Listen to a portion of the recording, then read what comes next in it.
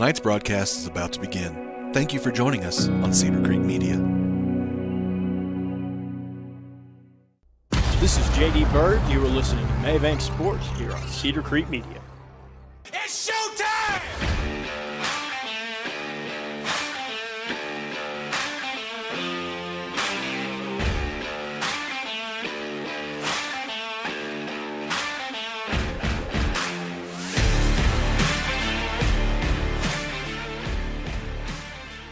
And hello, everybody. Welcome into another edition of Mabank Lady Panther Athletics.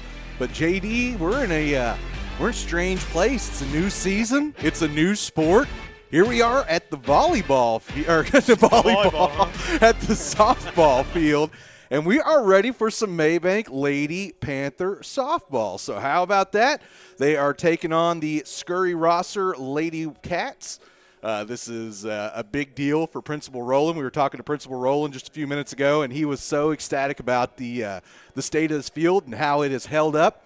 Yesterday, of course, we had all that high wind, a lot of rain, that kind of stuff, and this field is looking just about as magical as ever. You can't really see it quite yet, but over on the right side there is a nice little pool over there, and that is the drainage doing its job here at the Lady Panthers softball field. So, again, folks, this is Taylor Honey of Cedar Creek Media. That's my broadcast partner, J.D. Bird. And we are happy to have you here coming fresh off of the basketball rink. Well, I guess not fresh off. It's been a little bit of time now. But, yeah, we've been with the Lady Panthers. Of course, they were state semifinalist in basketball. So, again, big congratulations to them. And also a big thank you to everybody that helped and, bought one of the raffle tickets for our signed basketball, going to help out a couple of scholarships for the senior young ladies, Taylor Granger, Bailey Litchfield, and J.C. Jones. So that's a big deal to us. First year we've been around, first time we've got to do any kind of like scholarship anything. So we appreciate everybody out there that helped make that be a part of the reality there. So, but JD, we have, as I said, got softball tonight. Now, it has been kind of a up and down start here so far for the Lady Panthers in the beginning of the year. They are 4-6 overall, still waiting to get the district slate, which will begin, I believe, in a week or two. So this one is a non-district matchup, and so far the talk of the year has been the sophomore. That is, I apologize, Avery Henderson. Avery has had herself quite the start to the year. She has got a 667, so 2/3 of her plate appearances have wound up as hits. She's got, 13 runs on 6 hits, has an RBI and a double. So, again, just kind of been an on-base machine and been a big part of the reason why the Lady Panthers have had some of that success here in the early going. Let's see, a couple of the other ladies helping bring her around. And, again, folks, I apologize. We're going to be going back and forth a little bit here as we're still familiarizing ourselves with everybody here. So another one of the big hitters in the lineup, number 18, Brianna Rogers. Brianna is batting .600 so far in her 6 plate appearances. She has drawn 1 walk. She has got 2 hits and has scored 2 runs. So it's pretty big production there. So we're just going to have to kind of wait and see. Again, we're going to have to kind of feel our way through this one. This is our first time of actually getting to see these ladies in action, and kind of excited for what the year brings. Now, coaching the Lady Panthers is Coach Ashley Currington. Haven't got to really talk to her a whole lot quite yet. Again, coming right off of the basketball season, but she seems like she's just a ray of sunshine. She was up here earlier. Really nice lady talking with us, just kind of setting it up, and you can tell that she definitely has a passion for what these young ladies are doing. So, again, just kind of getting ready for first pitch here. Let's see here. Okay, yes, I do have our starting lineups. All right. So let's go ahead and start with your Mabank Lady Panthers. Batting in the leadoff spot and playing center field is Avery Henderson. Batting in the second spot and playing catcher, Aaron Otmo, Batting third, the shortstop, JoJo Marker. Batting fourth, third baseman, Savannah Phillips. Batting fifth, first baseman, Callie Davis. Sixth, Trinity Mixon playing second base. Seventh, right field, Madison Williams. Eighth is the pitcher, Emery Groom. Ninth is the Oh, excuse me. So that she's going to be hitting. So Emery Barnes will be hitting. I apologize. So Emery Barnes going to be hitting that 8 slot, and then in the 9th slot is going to be your left fielder, number 21, Emmy Barnes. Or no, excuse me. No, they've got. I guess maybe. Again, still having to kind of feel everything out. So it's going to be number 21. I cannot read that. JD, can you read that? I'm having all kinds of trouble. Apparently my eyes are not working here. That one right there, is that Gherkin? Let me introduce your Yes. Haley Gherkin? Okay, yeah, Haley Gherkin. So she is number 9 on our roster, but obviously wearing number 21 today. Sorry, folks, my took that picture sideways for some reason, and it kept flipping around on me. I could not get it to go back. All right, then over on the other side, and y'all, when I say it has been like, I don't know, maybe 3-4 years since I've called a baseball or softball game.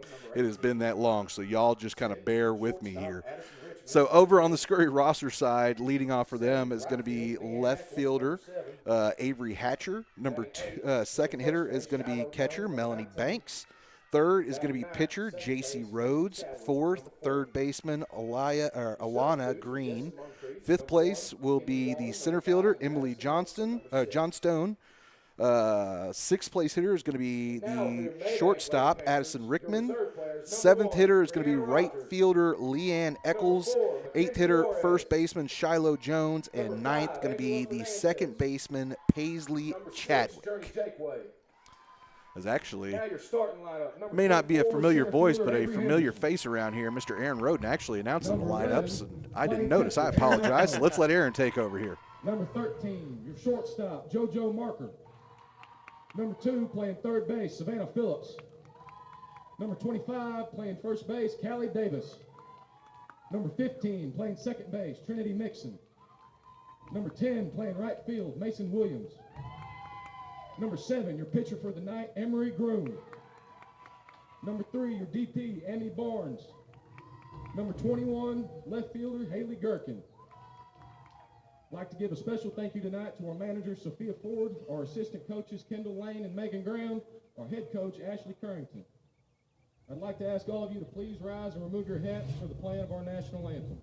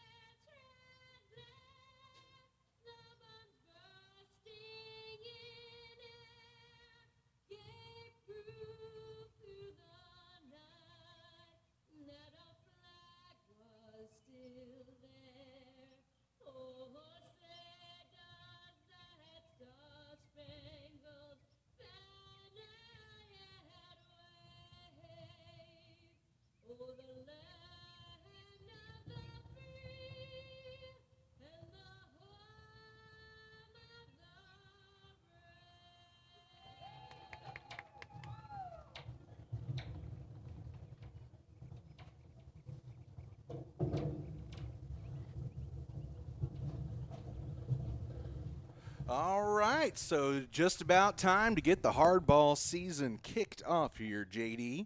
And again, out on the mound is going to be Miss Emery Groom. So let's see what she can bring here tonight. And again, it has been, y'all are going to have to kind of forgive me and JD now. JD, how many baseball/softball games have you called in your life? This will be the first one. This will be the first one, and this will be my first one in about, I want to say 3 or 4 years. So again, we'll get better as the season goes on, kind of like your athletics team. You know what I mean? Yeah, you got it. You can get on the field at the beginning, but as the season goes on, you get better and better and better, and That's what we plan on doing Yeah, just here give us at a little Cedar bit of Creek time Media. Give us a little time to warm up. That is it. That is it. So, matter of fact, one of those things, as I told you, JD, I've spent about an hour today trying to find what I thought to be the perfect stat sheet. I found that stat sheet. I saved that stat sheet. I did not print out that stat sheet. So I'm kind of drawing one a little bit up here, so I do apologize here, folks. I am just kind of using a little bit of the time. But we're expecting a good one here tonight. Again, this game was actually supposed to be played in Scurry, but will be played here tonight, of course, after the field drainage issues that I guess Scurry-Rosser had. Obviously, I wasn't there, so I can't tell you exactly what they were. But I can tell you we got a good field here, and we have got our first batter of the night, Miss Avery Hatcher. Again, the left fielder. Now batting, number 14, Avery Hatcher. And let's get the softball season underway, for us at least. Again, game number 11 here for your Lady Panthers. Scurry, 7-7 so far on the year, so right about in the mid-range.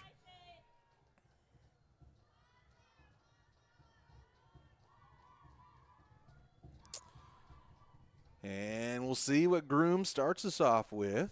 She comes up, toes the rubber. First pitch on the way, a little inside. Going to go for ball one.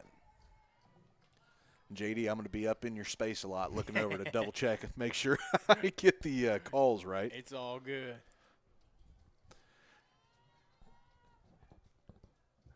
Second pitch coming up here for Groom. That one going to tickle down the the strike middle. zone. Yes, sir. Uh-oh. A little high on the return throw.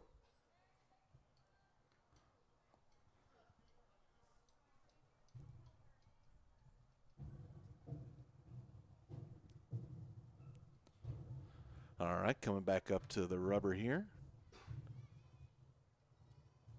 Third one's going to go just a bit inside, so brings up a 2-1 count. Looked like it had a little bit of movement, a little bit of life to it. I'd be lying to you if I told you I knew how softball pitches worked. I barely know how baseball pitches work. I couldn't pitch back in the day. Got a swing and a miss there. That time for Hatcher. Evens it out 2-2 there.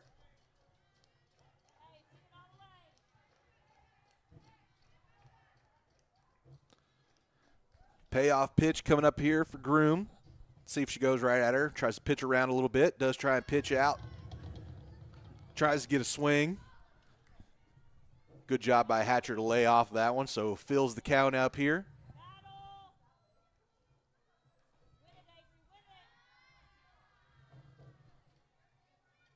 Here comes Groom. And that one going to catch the inside. That will be the first punch out of the night.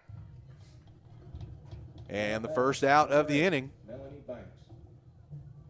Top one here. Just getting things undergoing. Now coming up, the catcher, number 8, Melanie Banks.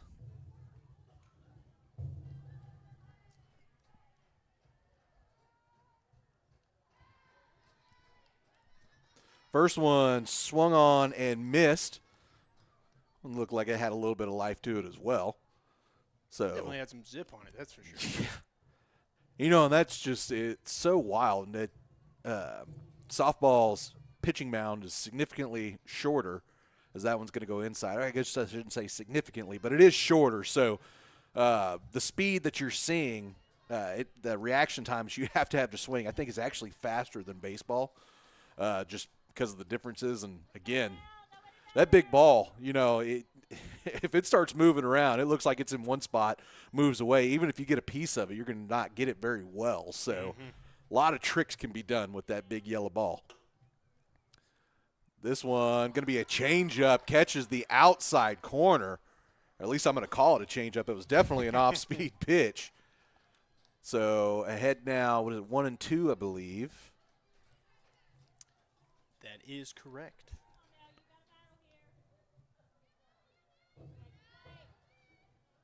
Next one, ooh. That's going to be in the dirt. Yeah. Looked good at first, but then kind of fell off back at the end, so that will even things up here at 2-2. Banks again, her first at-bat. trying to not be the second strikeout victim of the inning. Going to hit one to second. Good play is made. So that will be an easy out there, as that was number 2, Trinity Mixon, tossing it over to first baseman, Callie Davis. We'll bring up the cleanup hitter, also going to be the pitcher tonight, J.C. Rhodes, number 11.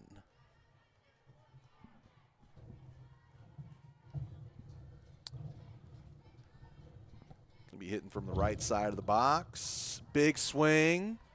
It's going to go in foul territory and clang off of the concrete there. So that will be a exciting first strike.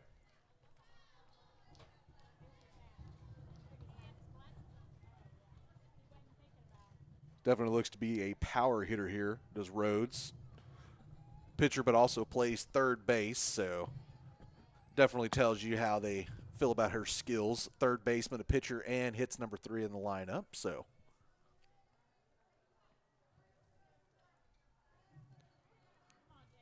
Groom got the sign in, now waiting, pitching, and that one's going to be ripped and find its way into left center.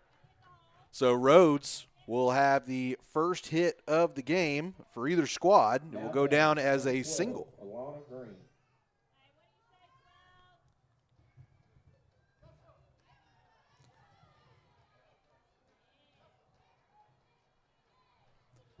We'll bring up the 4-hole hitter. Going to be the third baseman, Alana Green. Green and number 12. Some discussion going on here.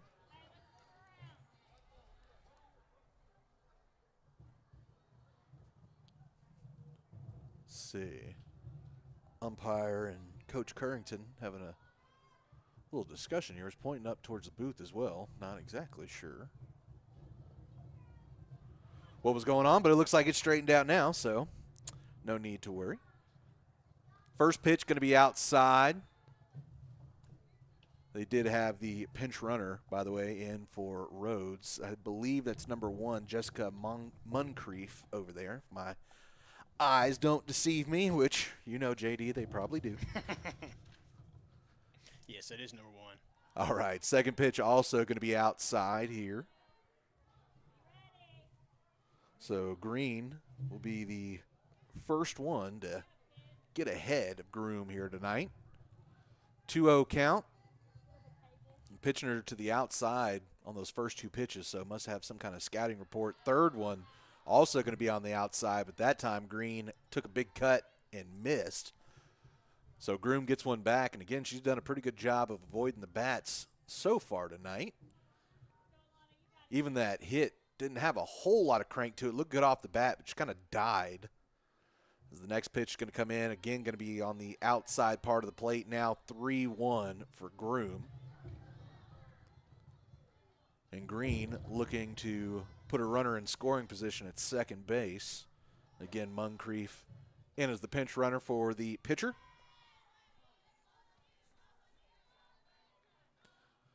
Groom shakes off the first call sign there from her catcher. Going to wait for another. And again, back behind the dish there is Aaron Otmo.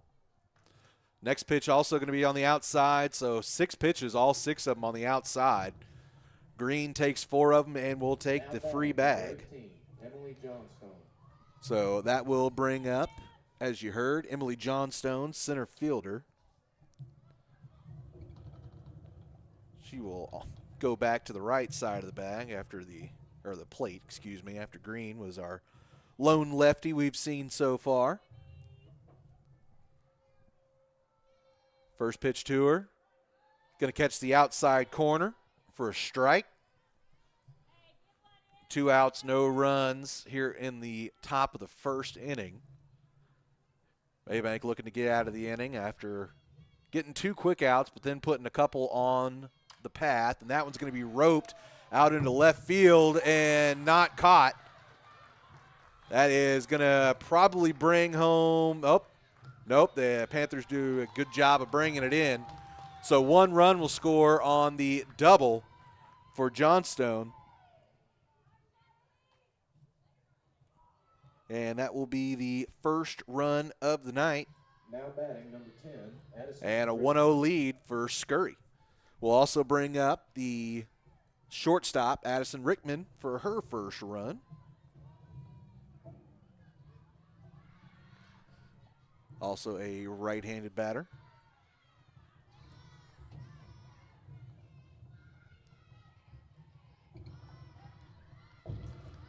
Nice first pitch there. He'll go right back on painting that outside corner. Thank you. I apologize. Got a little behind in my stats here. Trying to do a good job of it. Lord knows I'm going to fail that miserably, but I'm going to try. Next pitch going to be on the inside. A good location there. And a good job by Groom to bounce back here. Has her down 0-2. Again, 2 outs. Just the 1 run so far. If she can get out of it with the 1 run. And a man on second and third.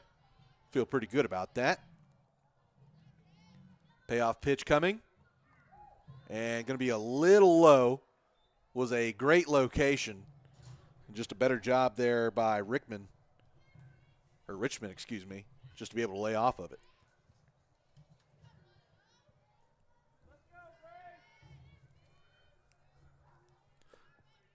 One-two pitch coming. And it's going to be roped into left field. It's going to bring in another run, and Lady Panthers going to have a little trouble getting it back in.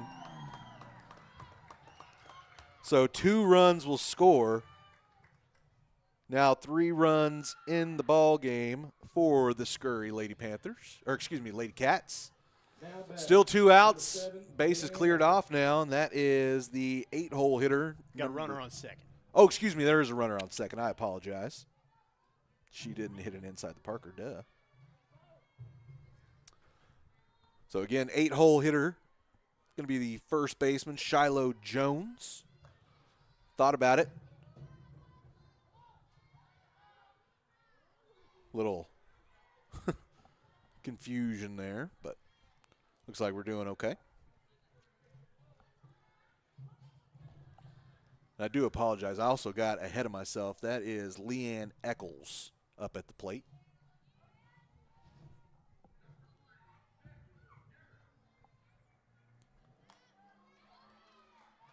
Next pitch. Gonna strike on it. So catch just a little bit.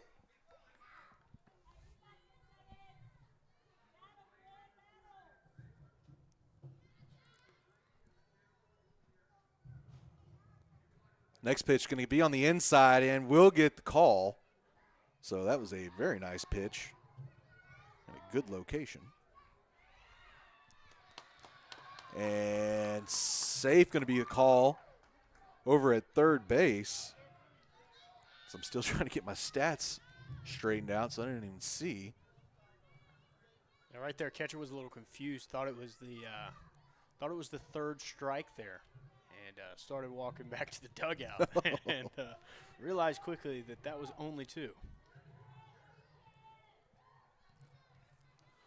Yeah, I apologize. I realized I had skipped a number in my lineup here. I went 5, 7, 8. There was no 6, so. Big call, or excuse me, big swing and a strike there. So it'll be a strikeout for Groom. That will be her second strikeout, but a little bit of damage done. 3-0 going into the bottom of the inning. So let me see. I'll tell you what, JD, we'll just wait till the next one because I didn't flip all these. You see what happens? You get me spoiled and you run all this stuff for months, and then I let you take it back over. Then you let me take back over, and it is just pandemonium here. Yeah, gravy. I'm telling you, folks, if y'all don't believe that JD's the hardest working man in Henderson County show business, y'all are wrong. I promise you. I don't know if I go that far. So, again, it's going to be Rhodes on the bump for the Scurry-Rosser Ladycats.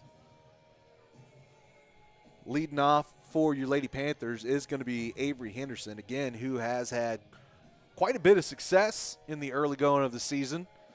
2/3 of her plate appearances are ending up with her on base.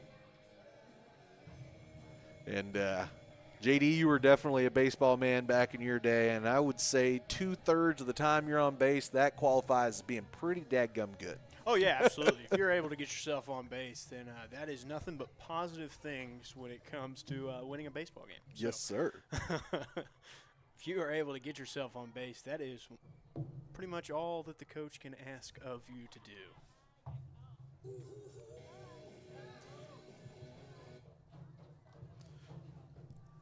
All right, so just about ready to get the inning underway here.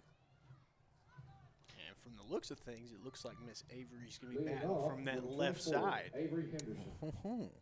So, again, we're kind of learning on the go here about this team. We will find out a little more as the season goes on and on. But as you said, lefty starting it out here for us. See what Henderson's got in her first plate appearance of the game. First pitch. It's going to be, see, I honestly didn't see a hand call there, so ball. Looks like a ball, yeah. So Henderson obviously has got a pretty good pullback there on the bunt. Again, squares up, again, lets it go. So counting out 2-0. Rhodes going to have to battle back if she wants to keep Ms. Henderson from getting away from her.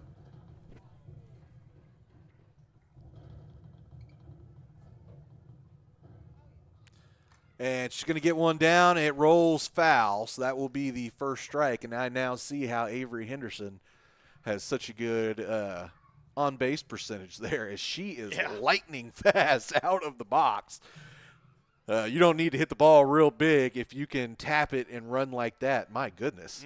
Shot out of a cannon.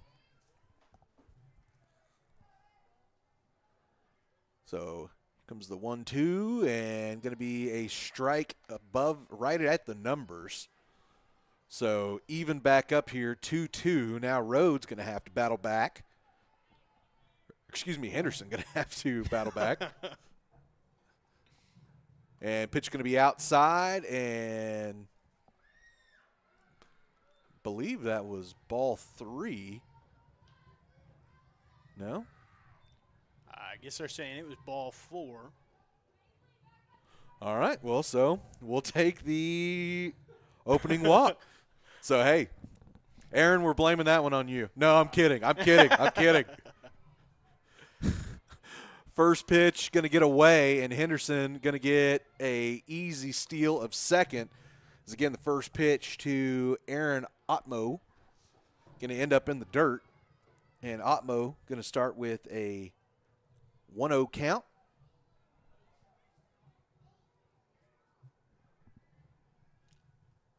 Second pitch coming up. Smash. Oh, nope. You see that's got the same problem that you have whenever you sit behind home plate at like a major league game. Every fly ball looks like it is just absolutely crushed. So we're obviously going to have to train – well, I'm going to have to train my eye at least to be better at looking for those kind of things, because off the bat it looked like it was smashed, but it was just a weak little pop-up there to second base. So now the 3-hole hitter, that is your shortstop, JoJo Marker. Right-hander coming up for her first AB of the game. Inside pitch going to be swung on and fouled back. So Marker will start with a 0-1 count.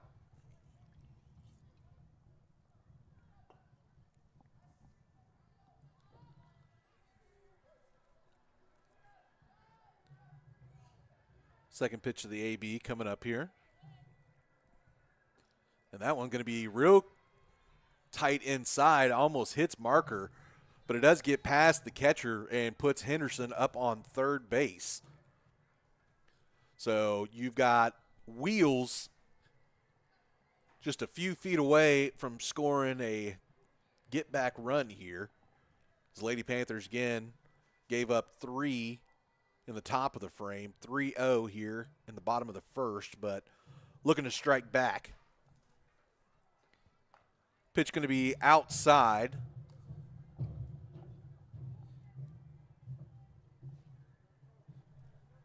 Marker still trying to find one she can put into play. 2-1 count here.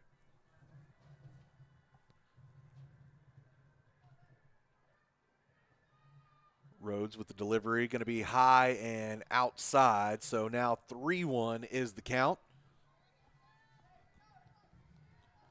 Of course, that is how Henderson ended up on base as well, with a walk there to lead off the inning. See what Marker gets. Gets one high, and she will also end up taking a walk. So first 2 runners of the game for your Lady Panthers come on free passes, and that will send up the cleanup hitter. That is number 2, your third baseman, Savannah Phillips.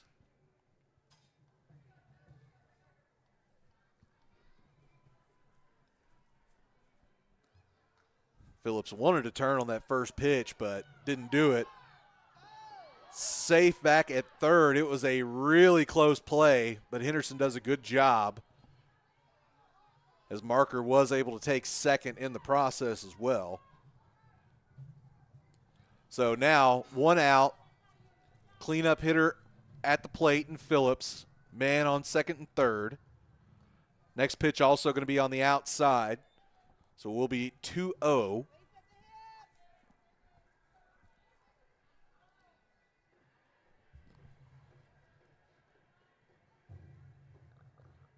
Next one going to be smacked, but goes down the first base line and ends up in that new drainage that we've got here at Lady Panther Field. So unfortunately, that softball has soft its last ball. Maybe a practice ball now. Phillips going to dig in here, await the 2-1.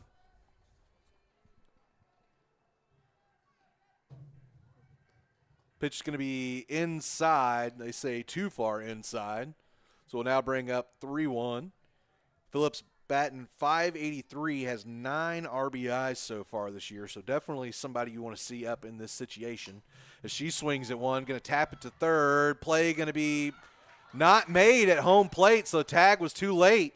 So it will go down as a fielder's choice. And a run, as Mabank able to tack one on and doesn't have to give up, and didn't give up any runs. So, hey, we'll take that. I guess, is that even technically a fielder's choice, or is that just, I don't know. I'm going to have to brush up on my scoring here, but I know it does go down as an RBI for Phillips. And it will bring up the 5-hole hitter. It's going to be the first baseman, number 25, Callie Davis. Get her first chance to come up and swing tonight, after Scurry has a chance to do a little discussing here. A little bit of deliberation up there around the plate. And Rhodes has been a little out of control so far. Not anything, crazy or anything like that. Just hadn't quite been able to put the pitches right where she wanted them to. So let's see if she can fix that. So here comes Davis, ready for her first cuts. Has a man at first and third, no outs, 1 run so far in the bottom of the inning. And she lances a dart right over the top of third base. Phillips going to make it all the way to third. They're going to keep her there, but Marker does come around to score. So Davis going to have herself an RBI double off the first pitch. Now batting number 15, Trinity Mixon. It's a way to get up there with confidence right there. I'll take it.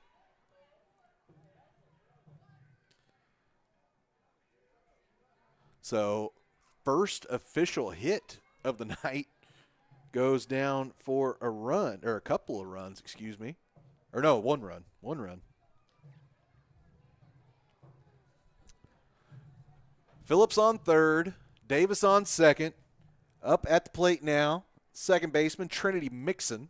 First pitch inside to her is going to be called a ball. So good patience by the Lady Panthers to start out this one. Not chasing anything on the inside or outside. Next one going to be inside as well. Also was a little low.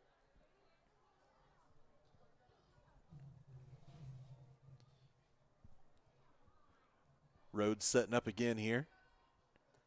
Pitch is going to be smacked. Shortstop has it. Throw going to go high. Phillips going to score. Davis going to keep chugging. And she's going to score standing up. So Mabank able to take the lead.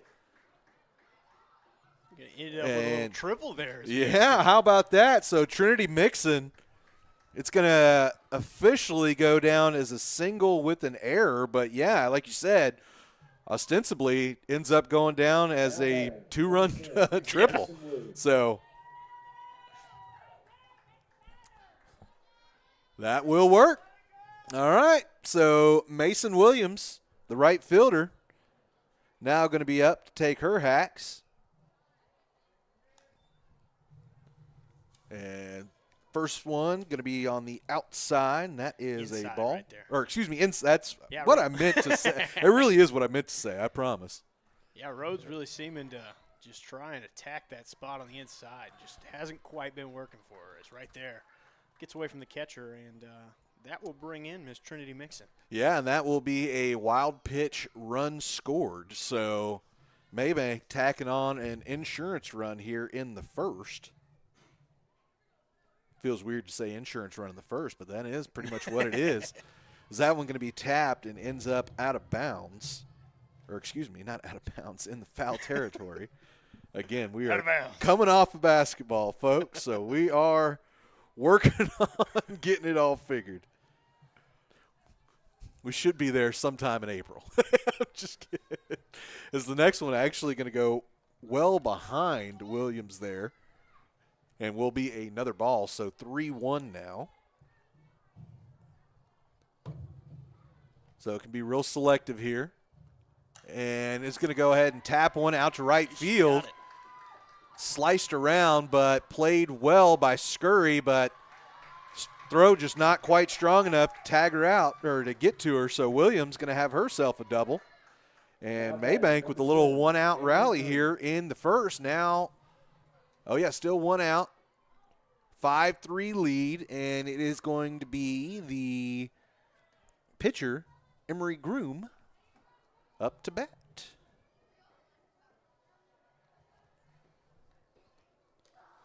Takes a big cut, kind of feeling the energy, I think, of everybody, enjoying that run support that she's getting. So in the moment and went for it. That's that bait spot right there where it's really high up there in the box, and you just want to rip that one. That is the truth. Next pitch going to be skied. Ends up in foul territory. First baseman, that one was going to. I think she believed that one was going to have a little more juice than it did. Did not have quite as much as she thought. Probably had a chance at a play, and that's what her coach is telling her. But alas, it will just now be a 0-2 count for Miss Groom. Again, Emery been doing the pitching as well. This one going to catch right on the outside corner and go down as Rhodes' first strike. Will now be 2 outs for the Lady Panthers. And the 9-hole hitter,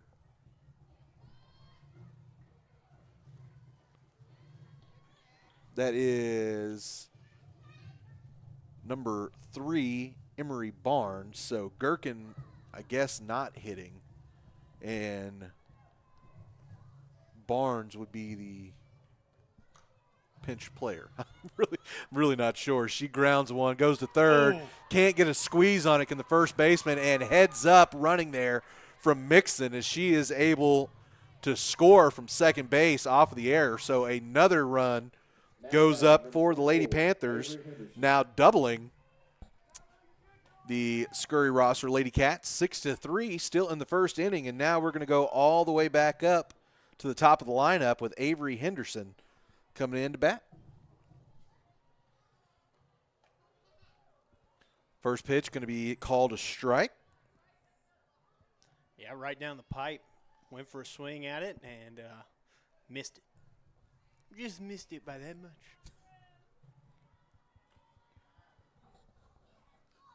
Next one going to be on the outside.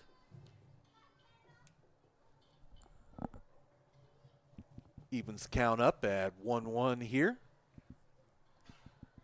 Man on first, 2 outs. Mabank enjoying a 6-3 lead, trying to extend here as the next pitch going to be called low for a ball. So Rhodes has thrown quite a few pitches here in this inning. Have to see how that affects her later on. So the next one going to be outside. So after starting off a little bit in the hole, now Henderson all the way to a 3-1 count here. Of course, started off the game with the walk, looking to duplicate that effort. And going to be high. So 2 walks in the inning for Avery Henderson. And that will put Upmo back at the plate. She flew out in her first AB. Looking to rectify that here. First pitch going to be on the inside. Hits one towards the third baseline and foul. So ended up going foul by just a foot or two.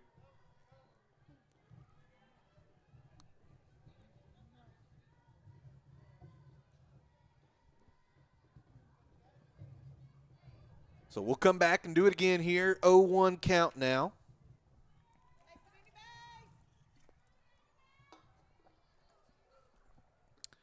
Pitch going to be well outside and get past. That will advance both runners. So Henderson now at second, and that is Barnes over at third. Otmo with the chance to tack on an RBI for herself here tonight. And pitch going to go well inside. Going to be a wild pitch, and Rhodes just can't quite hold on to the ball. It was a good pitch, but it will be another unearned run for the Lady Panthers, who now hold a 7-3 lead in the bottom of the first inning. So if you're an offensive baseball, softball fan, this has definitely been the one for you if you like scoring. Hasn't all been traditional scoring, but plenty of runs put up on the board. Hey, nonetheless, whatever gets the job done. Absolutely.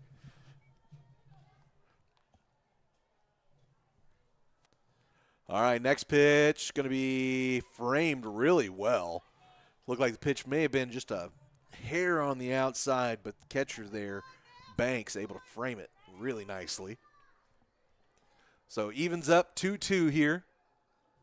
And tapped, kind of dies right in front of the home plate, gets past the first baseman, so will be – they get both of them. Or excuse me, no, that was just one on. I apologize. It was just one on, yeah. Yeah, forgot we had scored already. So one more run going to score there. Will be another error. The ball got past. I'm not quite sure. There was some discussion there as it looked like Coach Folks, Robert Folks for Scurry, had a bit of a chat with the ump. Now he's going out to talk with the I guess the second base official. When there's only 2 guys, it's hard to know exactly what they all are. But it looks like no changes. Judge. Yeah, there we go. But it looks like no changes will happen. Batting number 13, JoJo Marker. Other than the fact that JoJo Marker is now going to be up, so she will be the third to bat twice in the inning. Reached on a base on balls earlier in the inning. First one there going to go outside. That's really been the bugaboo for Rhodes, is that first pitch ball, letting the Panthers stay patient. Second one also going to sail a bit outside, so 2-0 now the count.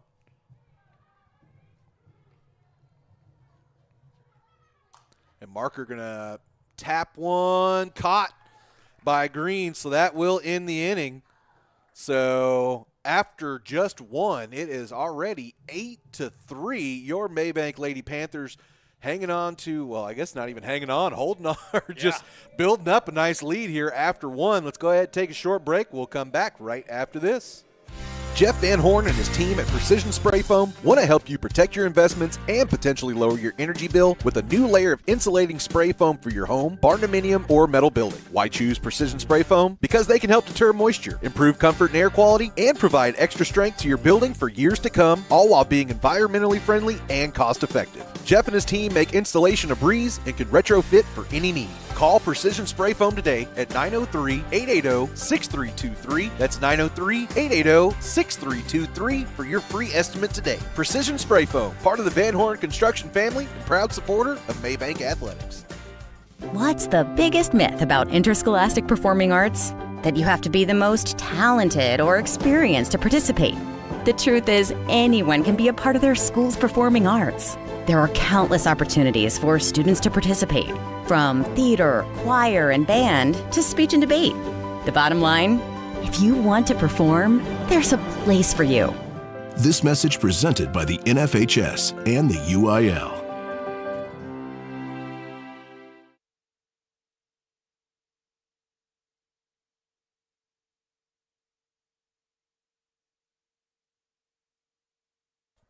All right, so back to it here. Just about ready to get the second inning. Why did I say that so weird? Just about ready to get the second inning of work underway here. We're still warming up here. Still, right? we're still getting warming up. things figured out.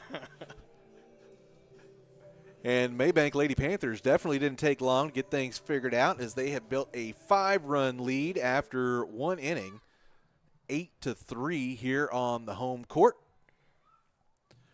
Leading off the inning for Scurry-Rosser is going to be the first baseman, number 19, Shiloh Jones, going to be taking her first cuts of the ball game. Still going to be number 7, Emery Groom, out on the bump for your Lady Panthers.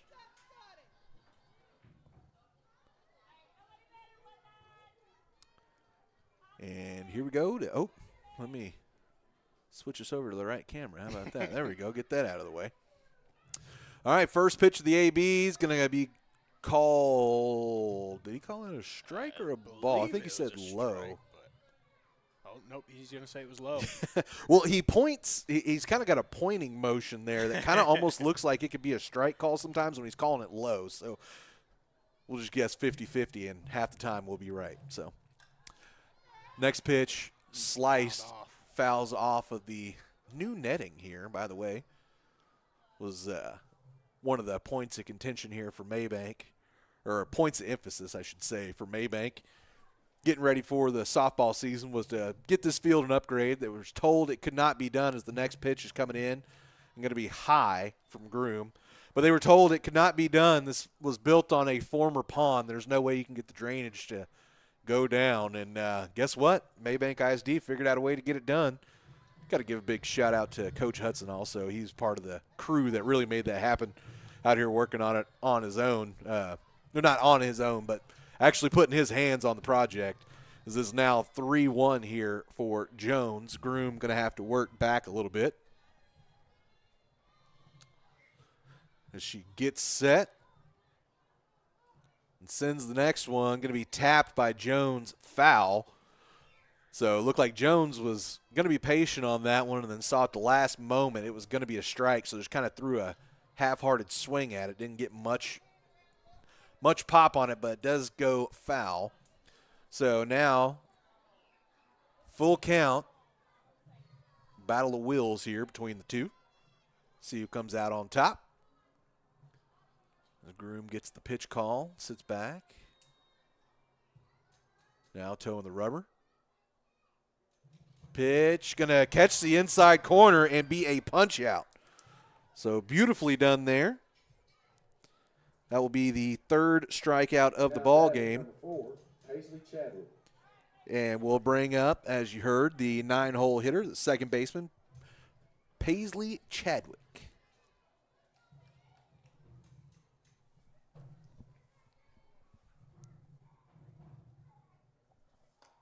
Ooh, first one looked pretty good, had a lot of zip to it, but is called a ball. Just inside there on that one.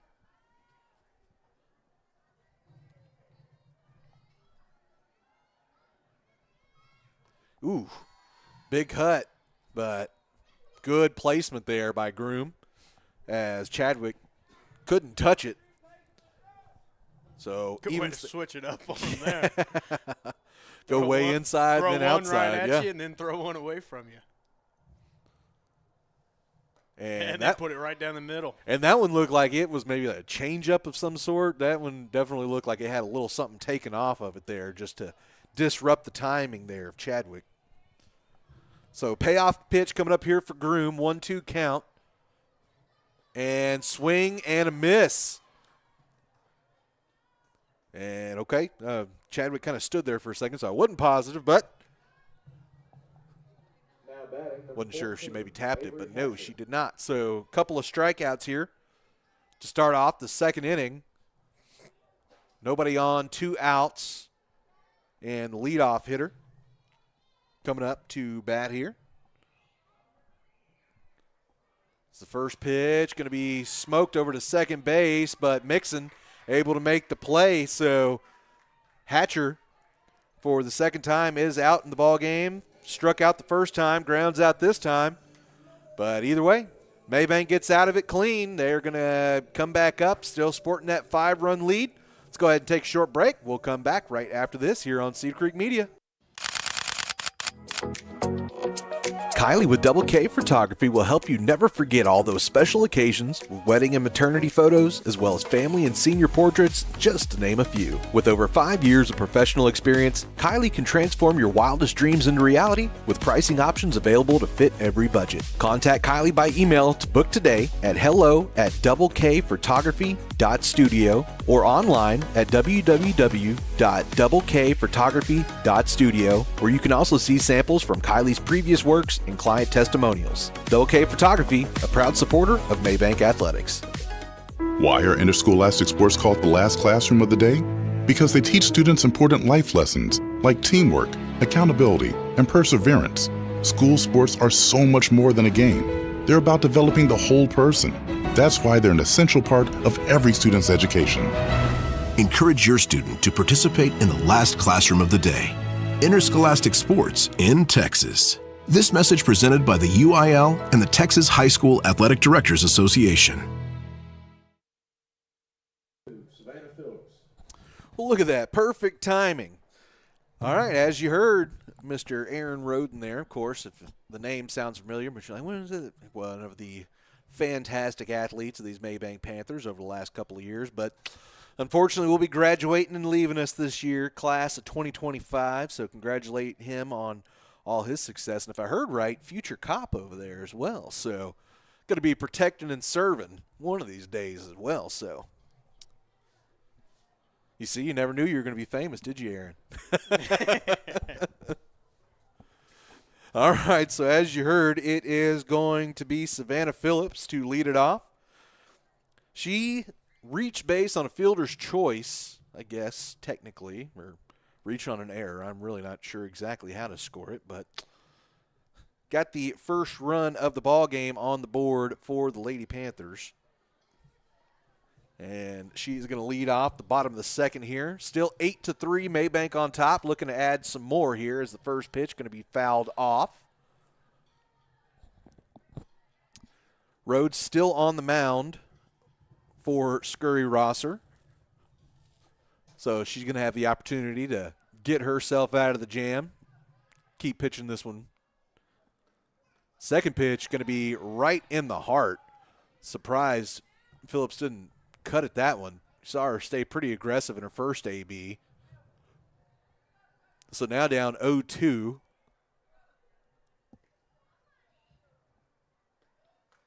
Good eye on that one. That's what that pitch you were talking about before. That one's hard to lay off. Mm-hmm. A little bit too far, and especially when you're in that situation, you're down 0-2.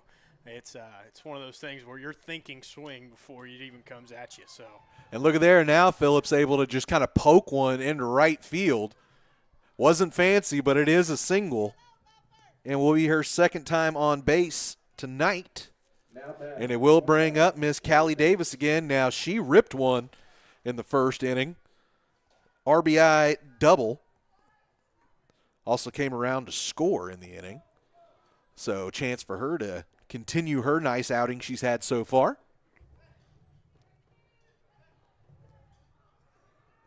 So man on first, no outs. First pitch to Davis. And she thought about it, but wisely lays off. This ball floats just a little too high and a little too outside.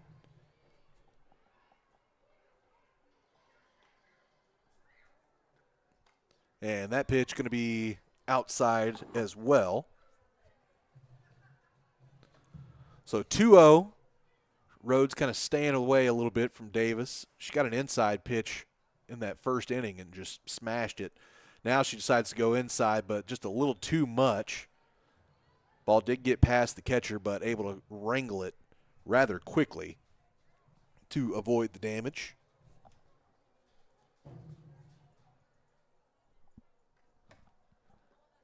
And it's going to be a 4-pitch walk there for Davis.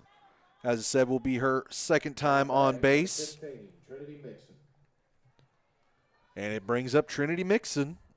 Mixon had a single that kind of cleared off the bases in the first inning. Couple of RBIs, so looking to add to her total with a man on first and second, no outs. First pitch going to be inside around the knees for a called ball.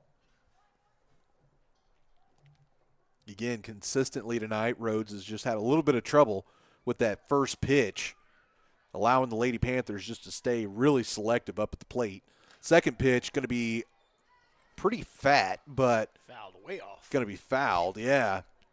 So it looked like Mixon was just a little bit behind on that one, but was left in a place that, as a pitcher, you definitely don't want to put that one a little bit high, but right down the middle, because that ball can get absolutely tattooed.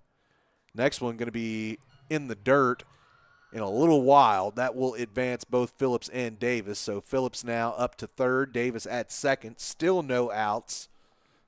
8-3 in the bottom of the second. Mabank trying to add on a few more insurance runs here.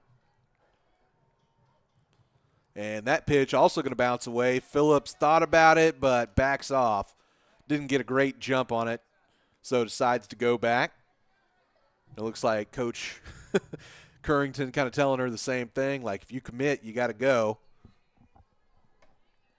So now 3-1. Mixon swings, knocks one past the shortstop. Phillips going to score easy. Callie Davis just going to hold up at third. But second single of the night will be the third RBI of the night for Miss Mixon. So pretty good so far. Not a bad showing for Miss Mixon up to this point. She's got 3 times as many varsity RBIs as I guess even more than that, because I didn't get any varsity RBIs. So I think I got 1 on JV, but yeah, she's doing okay. So I'm telling you, this is a sport that I loved as a kid. Baseball. I know they're very different sports, but I do consider them both hardball. You know what I mean? Yep. So baseball, softball, I kind of talk about them as they are the same sport. Again, I know they are slightly different, but if we're being real with each other, they're pretty comparable. You know what I mean? So this was definitely my favorite sport growing up. Absolutely loved it, but unfortunately, JD, by the time I got to be in high school, I was not built to be a baseball player.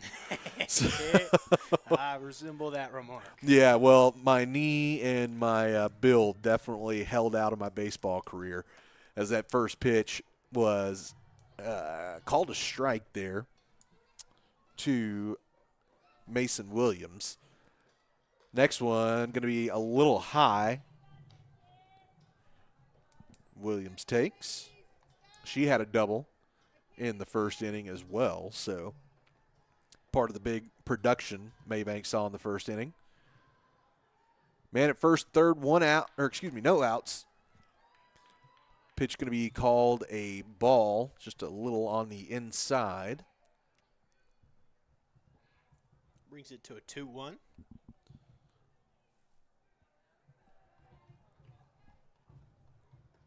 Williams going to take that pitch on the inside. Going to be called a ball. Mixon going to advance on the pitch.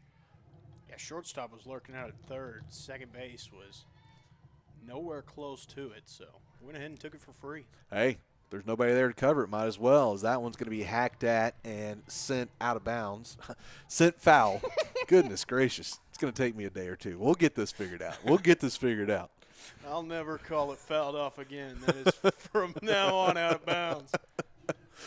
3-2 count here. Payoff pitch for both, and tried the hook, and it does not work out. That's going to load the bases right there. That is going to load them up. No outs. It is a 9-3 lead. And that sends number 7, the pitcher, Emery Groom, out to hit here. Groom takes the first pitch. Going to be called a ball. Got to be honest, looked pretty good from my position, but you're right up on the baseball. It definitely makes a difference. Second pitch, going to be well inside. Ball gets past. Davis happy to stay at her position at third. Give Groom the chance for the big blast, you know? Yep.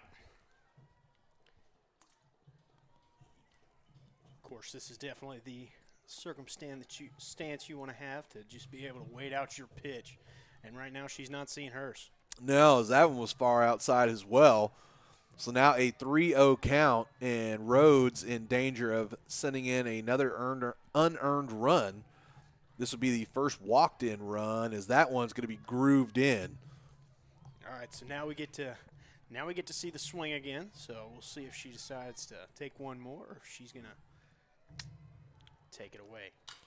And she decides to go for it. Yeah, slapped over to short. It's going to get Davis at home, so they take the run off the board, or eliminate the run from coming in, I guess is the better way to say that. Yeah, they prevent that run right there. Yeah, so fielder's choice. So Davis out at the plate, but it does keep Williams on at first base.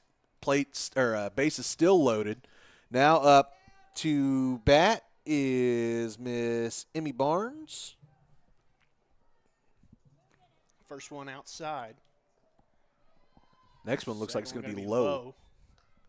Yeah, so quickly again.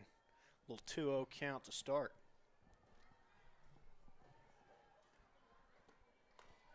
And high on that one.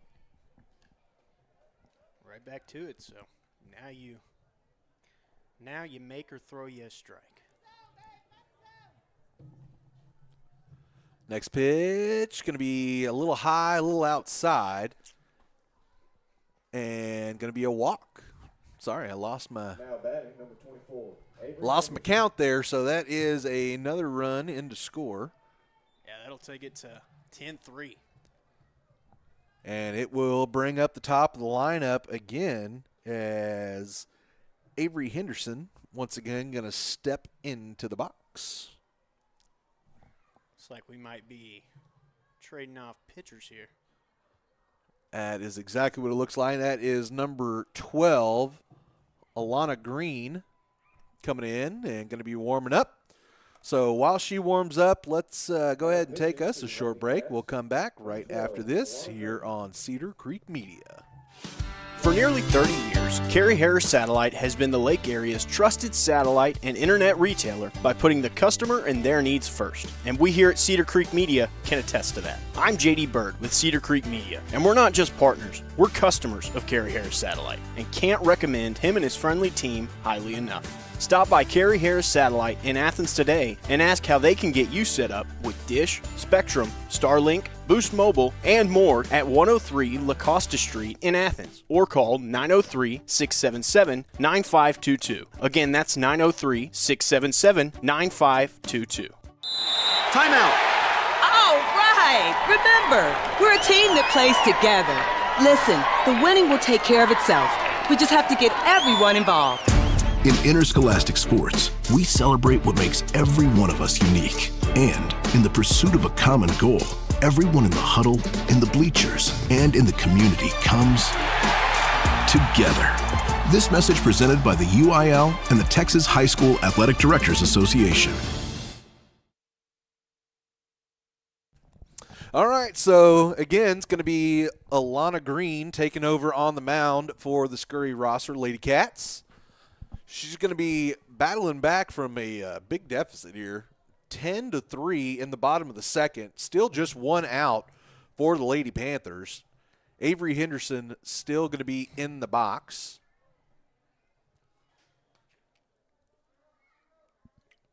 Matter of fact, her AB never got going.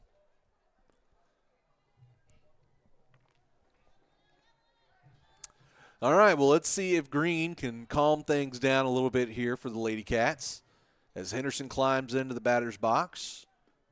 First pitch going to be on the outside, and another run.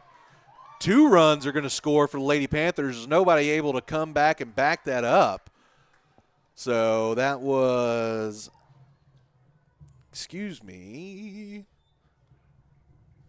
I am all backed up here. That was number 5, Angela Fernandez, who was actually out running that time for Groom, I believe. Yes, that is correct. And then Williams also able to come in for the score. Another one got away right there, and another runner will advance. So that will put the runner on third. I believe that's Barnes out there, correct? Sorry, this inning has gotten kind of long, so now at this point I'm kind of feel like I'm behind everything. There's been a lot happen, so I feel like I've just kind of lost it all. This next pitch going to be outside, so now a 3-0 count to Henderson. And, yes, that is Barnes out there on third base.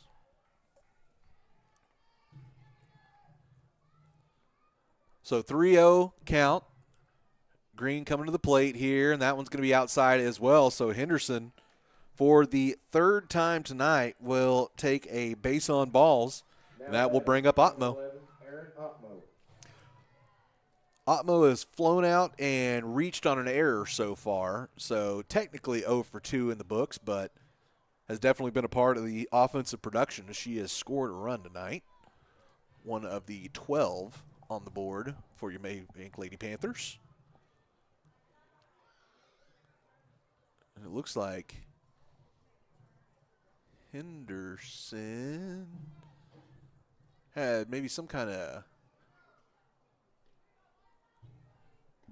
I'm not sure. I am unsure what happened there. Yeah, it's going to be another pitch on the outside, and Barnes going to be able to come in and score.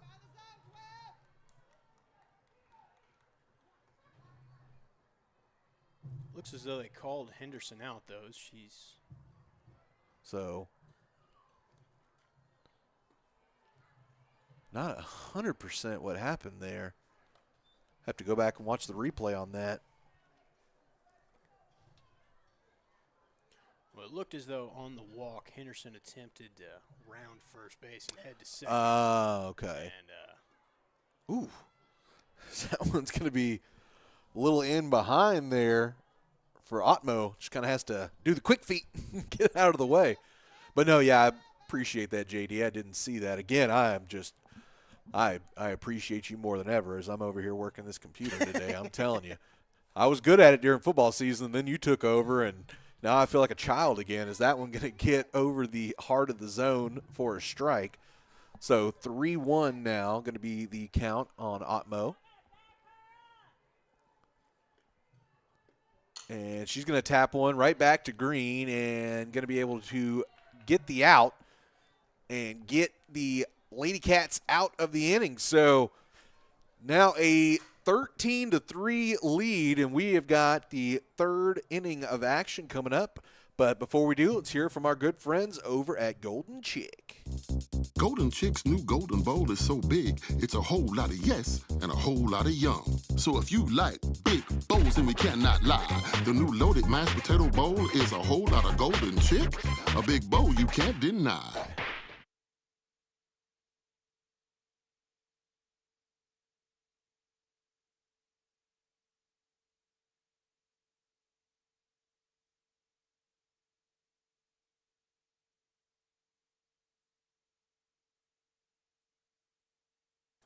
All right, and back to it here. So, again, JD, we have seen Mabank definitely able to take advantage of their opportunities. And let's put it this way. It has been a lot less time that since you've played this sport since I have. So let's get a little JD analysis here. So what are you liking so far from the Mabank Lady Panthers?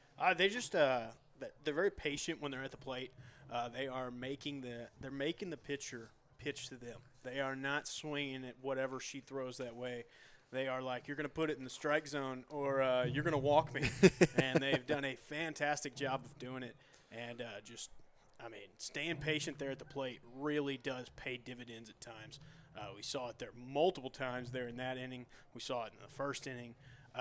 So doing a great job at bat. And then playing on the defensive side of things, they are working up there like a well-oiled machine. Miss Groom, who has 4 strikeouts on the day so far, and then the other 2 just coming quick and easy, second base to first, just little popovers. So that's exactly what you want from your defense. So absolutely, and it's been a great job by Groom just to shut down Scurry after they've had a couple of really in that first inning they had a pretty nice little run getting going there, able to put 3 runs back up on the board. But after your team was able to give you the lead after the bottom of the first inning, she comes back, has a shutdown inning in the top of the second, and then is rewarded by another 5 runs in the bottom of the second inning. So definitely is a winning formula whenever you're trying to win a softball game. And let's just see if Groom can come back and have another shutdown inning here and keep the favor in the way of the Lady Panthers. So leading it off is going to be the catcher, number 8, Banks. Melanie Banks. So waiting for the first pitch of the AB here. Going to be just a little low. Yeah. Starting to get a little chilly here in the booth now, JD. I'm going to have to slide over and get my jacket.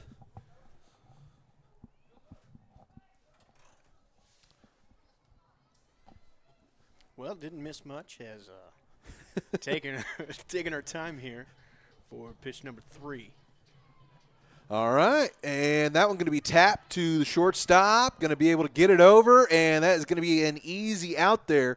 So well played there by JoJo Marker, and a nice stretch by Callie Davis. So easy first out of the inning, and that will send J.C. Rhodes up for her second plate appearance of the day.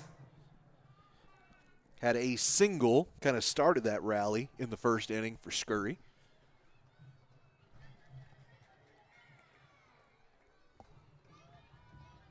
So Groom gets the signal.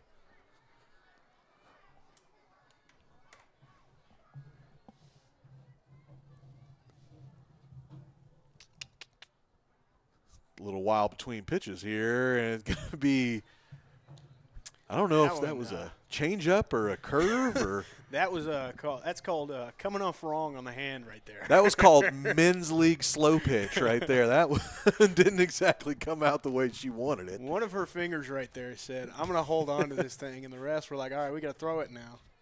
And that one's going to be rocketed out to center as Henderson has it go over her head, but with her speed able to catch up to it quickly. And that will be a stand-up double there for Rhodes, trying to give her team a little bit of life. And that will bring up Miss Alana Green, the lefty, looking to get a run on the board here and get her Ladycats back to at least closer. We'll put it that way. Yeah, trying to close the distance. That's a good way to put it. Lead standing at double digits right now, 13-3, and that one's also going to be smoked out to center. Also going to get over the head of Henderson, almost able to get over the fence, but dies right underneath. And that will be back-to-back doubles there, and that'll be an RBI for Miss Alana Green. Sorry, didn't mean to cut you off. No, you're good. Say something there, man. Emily Johnstone. So Johnstone now going to be up to the plate. Miss Emily had herself an RBI double in the first inning. Matter of fact, the first RBI of the game for either squad.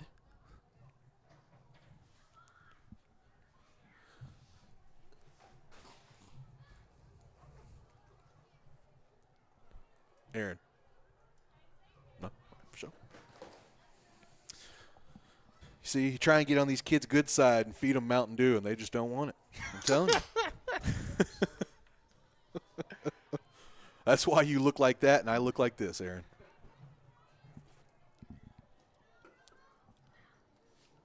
After a little bit of deliberation here, it looks like we are back to the swing of things. Yeah, quite a bit of time here, but now we're ready to get it going. John Stone going to take the first pitch, and I believe they're going to – it's going to be a ball. First. So Groom now waiting on the signal here from the dugout, gets it.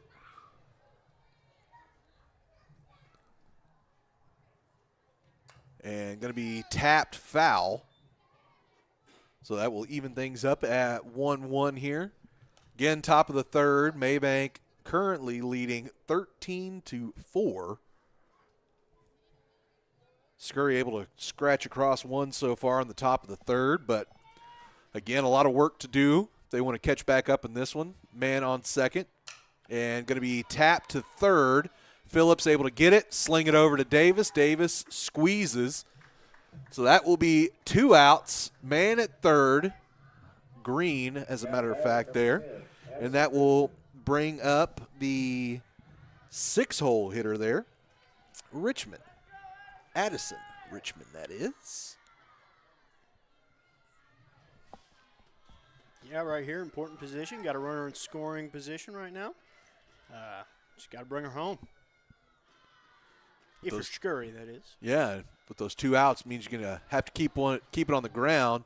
Is the ball going to – ooh, I don't know about that. That one looked like it stayed in fair territory, but I guess just touches the white line and is called foul by the home plate umpire. So 0-1 going to be the count. Had a RBI double. Matter of fact, 2 RBI double in the first inning did Richmond, as Banks able to catch it off the net.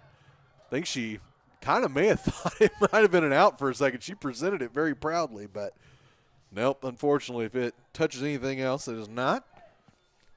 But it is an 0-2 count here. Again, Groom doing a good job of keeping Scurry away from real damage, as that ball going to die, but unfortunately be on the outside of the plate there.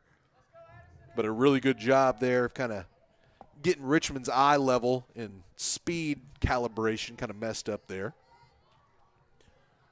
So 1-2 pitch, trying to get out of the inning. And going to catch the outside corner, so Groom going to pick up strikeout number 5 of the ball game.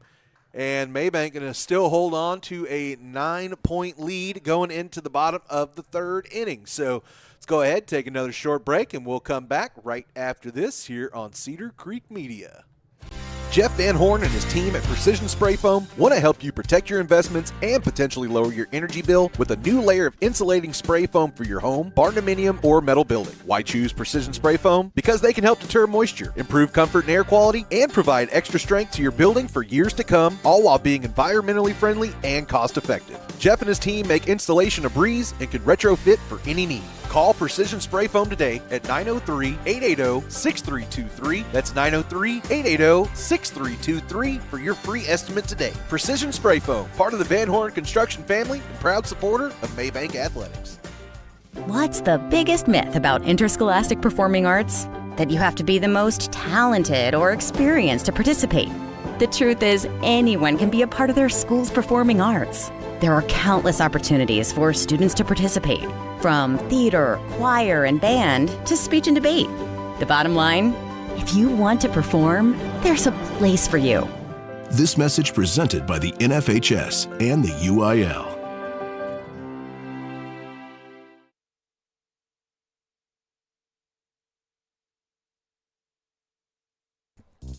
Golden Chicks' new Golden Bowl is so big, it's a whole lot of yes and a whole lot of yum. So if you like big bowls, then we cannot lie. The new loaded mashed potato bowl is a whole lot of Golden Chick, a big bowl you can't deny. And now Well. And now we're back to it after I hit the wrong button. But you know what? It's never a bad time to think about a Golden Chick mashed potato bowl. I'm telling you now. It sounds pretty daggum good right now. And also don't forget, if you're looking for some breakfast, Golden Chick now serves breakfast as well. So go check that out.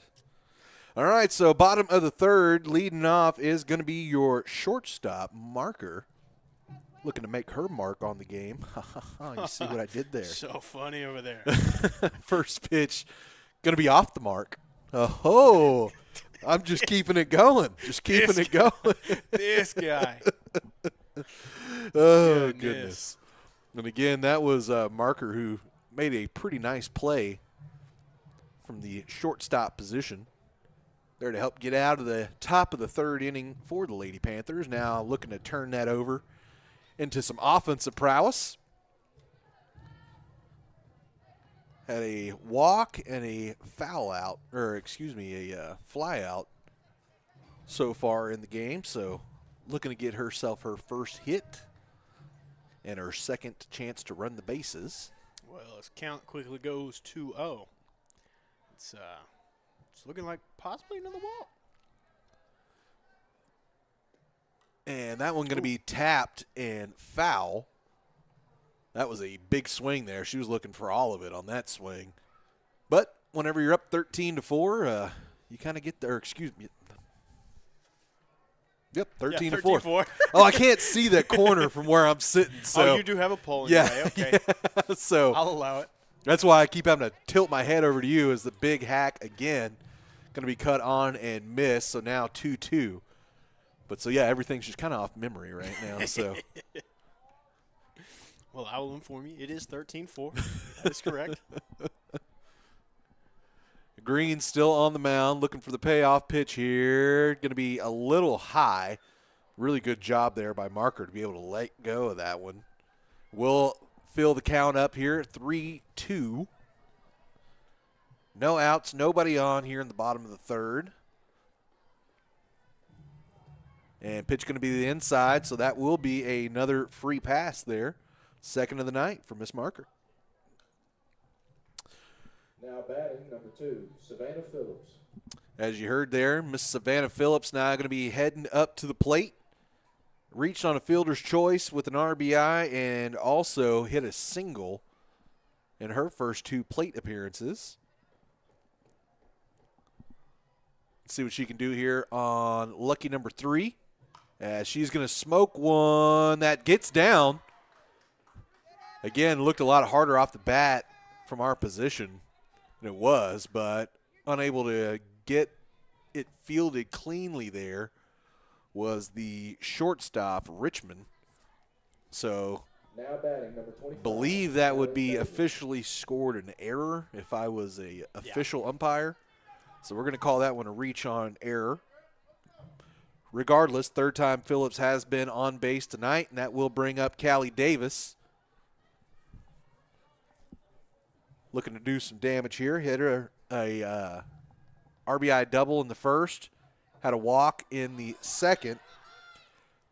Ball gets passed and advances the runners. So will be a man on second and third. Still no outs. And Davis with the big opportunity to get that run back from the top of the inning here. Ball going to be on the inside. 2-0 count now. Let's see if Green even decides to go at Davis here. After that first inning rip out to the outfield, they've kind of pitched around her. So that one going to be high and outside. Throw behind the runner is going to be safe. So good job there by Marker. Able to get back into position there before being tagged out. Davis again back into the box here. Outside. Oh, no, they're going to call the strike on this one. So just catches the corner. Now 3-1. Hitters count. Time to go back to swinging. That one was right down Broadway. just a little behind it there was Davis, so ends up out of bounds. So we'll fill it up now, 3-2. So a good job by Green to battle back from 3-0, especially against a power hitter like Davis. You don't want to make a mistake. No, you don't. And she's going to tap it down the third base line, foul. So a good job just to fight the pitch away.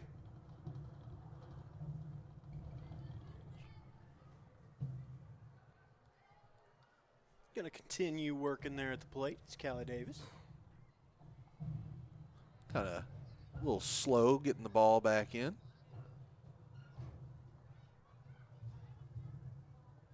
It looks like they're actually out of softballs from the official.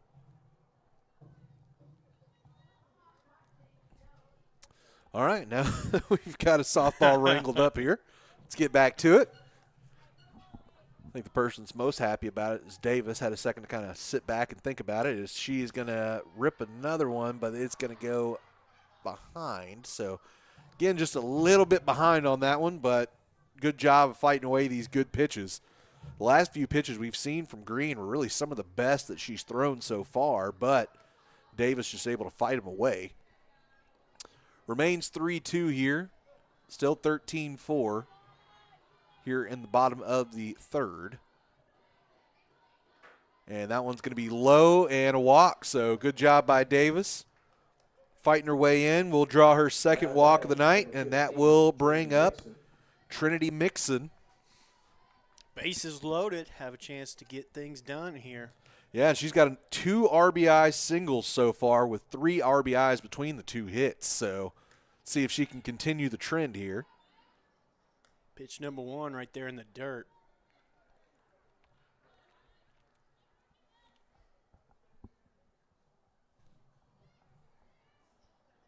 So still marker on third, looking to find her way in. She's been itching over there, bouncing around. Is the next pitch going to be on the outside?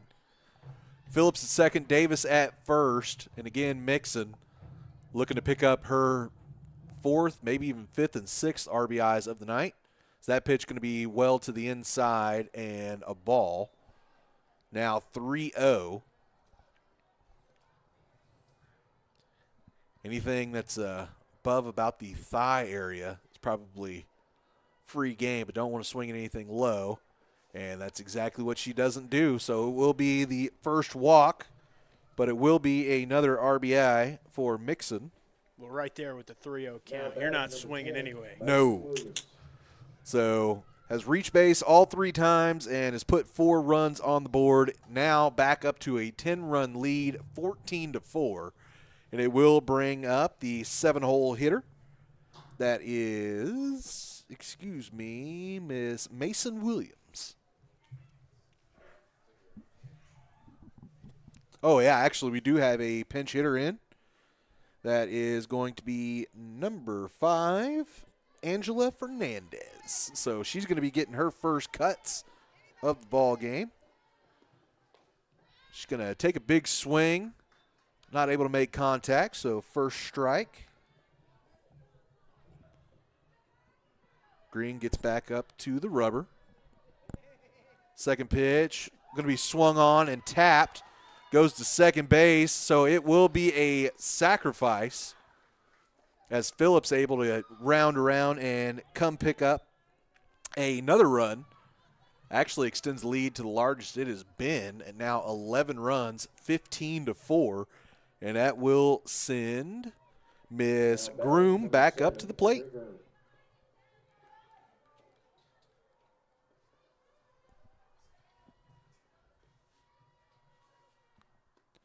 First pitch going to be smacked over to third base, and Rhodes able to make a nice play there. Looks Davis back and everything.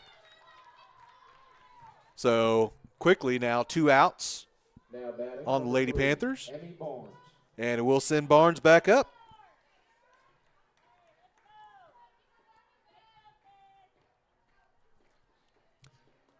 So Barnes takes the first one, high and outside, trying to throw back behind Davis, but she does a good job to get back, asks for time. So she'll be able to resituate here. As Green head back to the bump. Barnes waiting patiently. Pitch going to be on the inside a little bit low, so we'll work the count to now 2-0. Getting 2 outs here in the bottom of the third. 15-4 lead for your Lady Panthers. And that one going to be cut on and missed.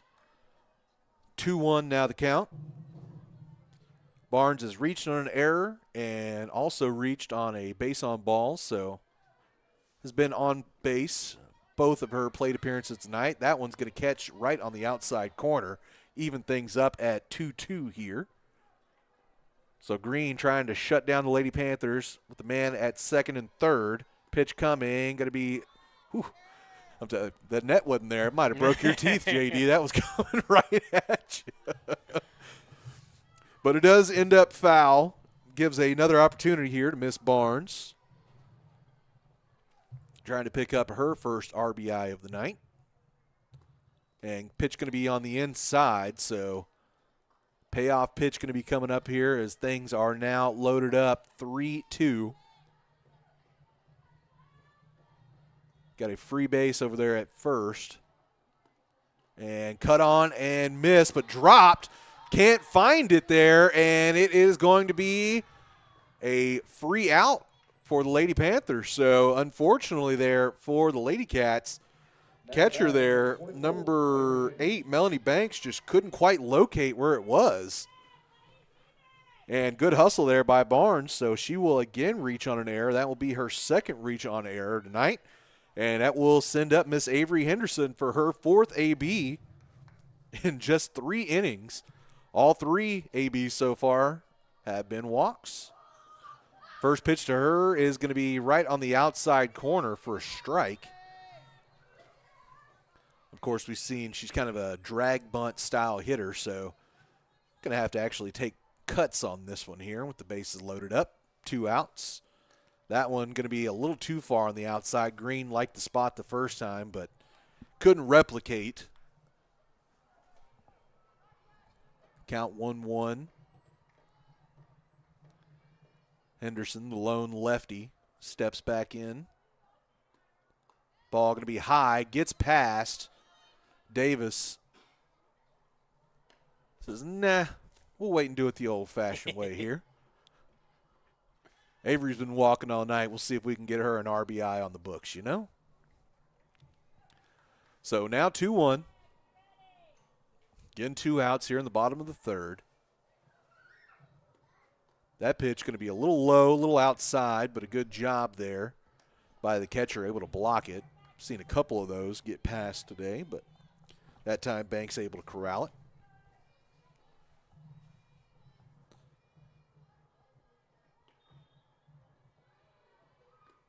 And Henderson going to get a really nice swing into that one. Ends up floating foul, but that's the first time we've really seen her make a full swing and get contact. So we see she's definitely got some jump off the bat, but I don't know.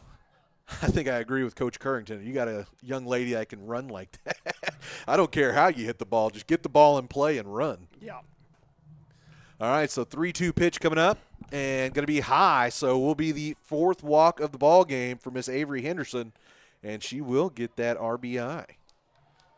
Now batting, number 11, Aaron Otmo. So Aaron Otmo, the number 2 hitter, now up to the plate, has bases loaded and a 16-4 lead for her team. That one just falls out of the hand there of Green. They're able to kind of get back to it. A little confusion at first, but ends up not being much of anything. Do have a short time out here on the field as Miss Otmo has to get her cleat back on. Aaron, one of the junior leaders of this team, not really many in the way of upperclassmen. Callie Davis and Brianna Rogers, your only 2 seniors on this team. The next pitch going to be well outside, but again, a pretty good job there by Banks, able to collect that one. 2-0 count.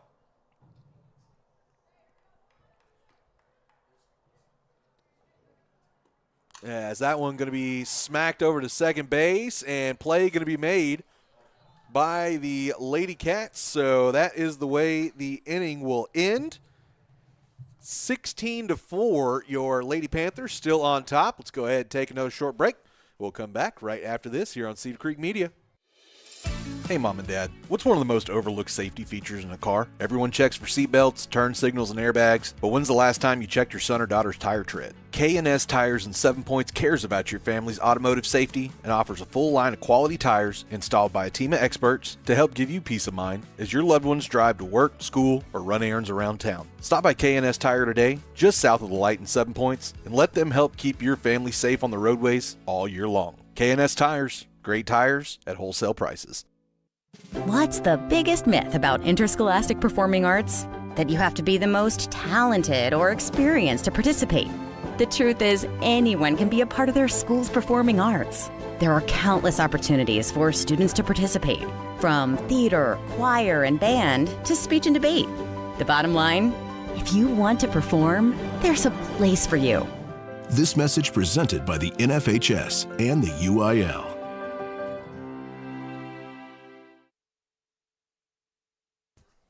And back to it here, just about ready to kick off the top of the fourth inning.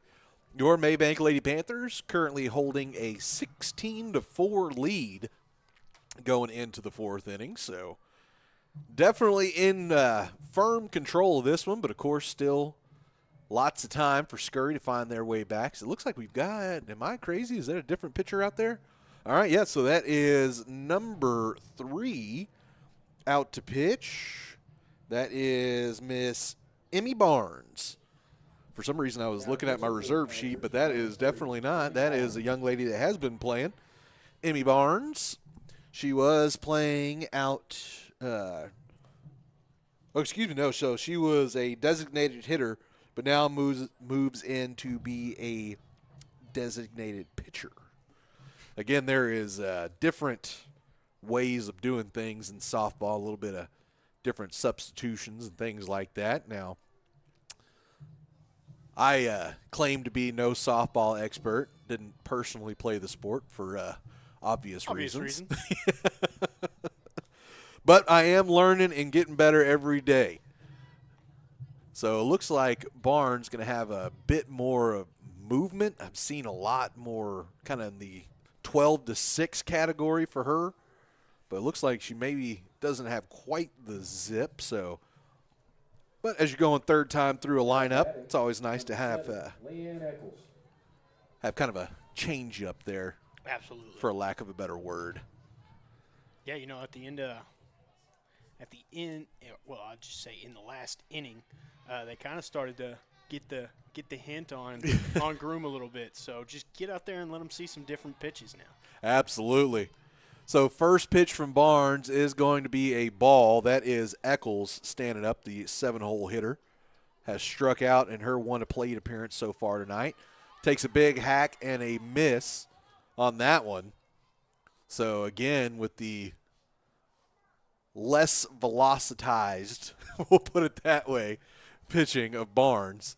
Looks like she was expecting a little bit, or needing to swing a little bit sooner than she did. Next pitch coming up. That one looked good, but no call on the strike there, so we'll be 2-1. As Eccles again trying to reach base for the first time tonight. Only her second plate appearance. Barnes sets, tosses, big swing, big miss again. So we'll even things up at 2-2. Scurry has gotten on the board in 2 of the 3 innings so far. Just that second inning, they weren't able to push up a run. So they're trying to stay on that trend for sure. The pitch that time going to be a little low and a little outside. So we'll fill it up here, 3-2. Barnes looking to record her first out of the ball game from the pitcher's mound.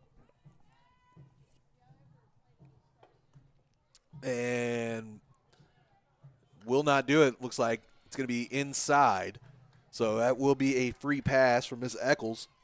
And we'll bring up the 8-hole hitter, first baseman Shiloh Jones. Jones was also a strikeout victim, 1 of 5 from Miss Emery Groom.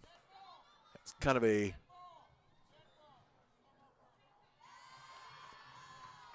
okay, so going to be a out called over at first. As they say, she took off, the runner took off before the pitch, and in softball that is not legal. I do know that. So that will be a free out over on first base as Barnes goes back to work. That was outside, but yeah, Eccles just took a step a little too quick. Umpire caught it. And unfortunately, in softball, that's the way it goes. So 2-0 count here. Barnes grooves one in, going to be knocked into center. Falls right between Marker and Henderson. That is the exact perfect spot to put it. And that will be a 1-out knock for Miss Jones. So Shiloh, again, after striking out in her first plate appearance in the second inning, able to get a base knock, raise the batting average here in the fourth. Now batting number 1, Jessa Moncrief. So got a substitution down at the bottom of the lineup. Chadwick was the 9-hole hitter in the first go-around. Now coming in is number 1, Jessa Moncrief, the freshman for Scurry. Takes a big hack, one inside, fouls it off. So 0-1 count. Again, a freshman here, so getting a few of her first cuts in the varsity experience. She's going to foul off another one. Obviously not afraid to get up and go for what she likes. Coach giving her a little instruction from the third baseline, saying if you're going to go for it, commit to it, get that foot planted in and swing for it. Barnes, again, looking to record her first true out, as that one's going to be high and outside.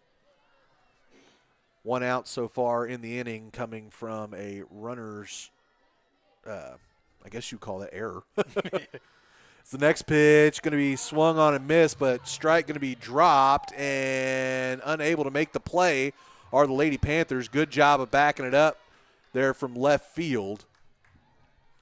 So will be a little bit of harm done as the strikeout does not produce an out and puts runners on the corner.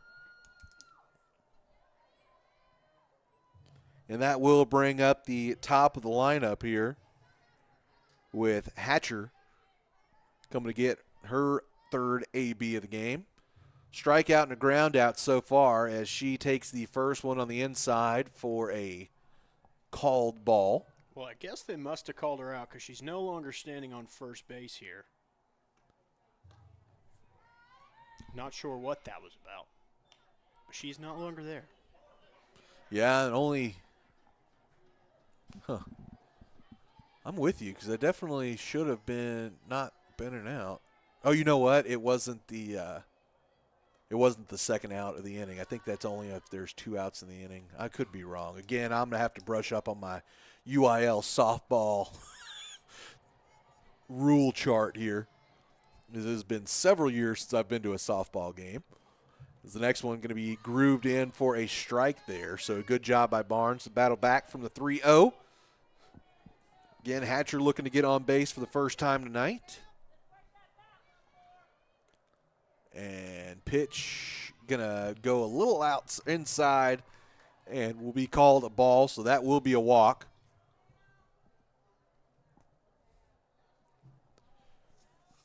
So Hatcher does find her way on base. We'll bring up the catcher, Melanie Banks. She's grounded out twice so far, once in the top of the first and once in the top of the third. Looking to get herself a base knock. High and outside there for Barnes.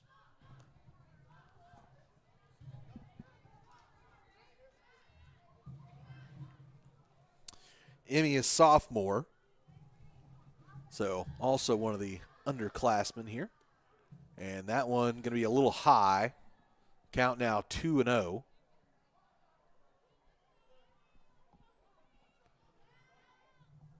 Runner back out on for no, I'm sorry. Was that was off the last. Yeah, I'm sorry. Crazy over here. And that one going to be smoked up the middle. Will be an RBI as one able to come around, and Banks able to get herself her first hit of the ball game and the first RBI of the inning for the Scurry Ladycats.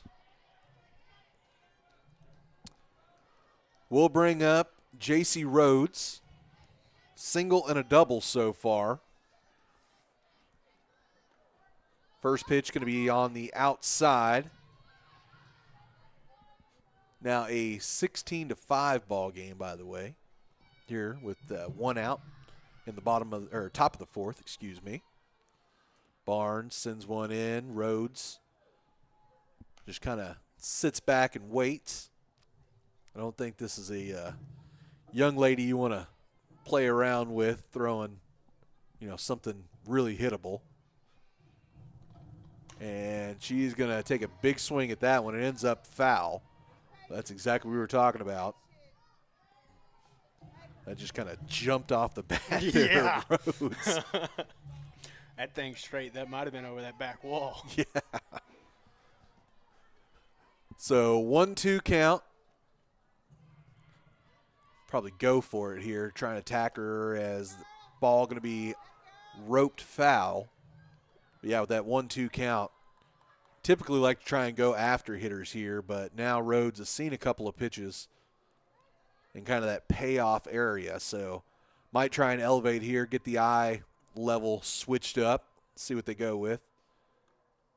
And that one going to be well hit out to left field and gone.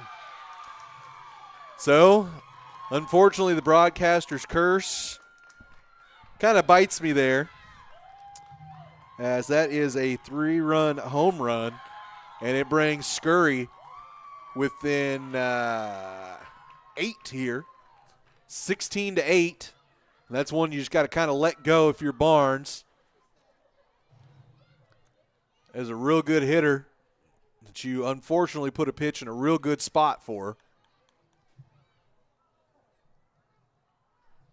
But when you're up, 16-5, fortunately you have a little room for accidents like that. Absolutely, of course. Never nice to give up 3 runs in one at bat, but there are worse things that can happen. Right, and honestly for Rhodes as well, she had kind of a rough outing out on the mound, if we're just being honest with each other. So. Kind of nice for her to have something to kind of hang the hat on, at the end of the night. So, if anything, you walk out of here with a 3-run home run. Absolutely. First pitch into Green, going to be high as Barnes looks to shake off the memory of a ball hit to Kaufman. That one going to catch right on the outside part of the plate there.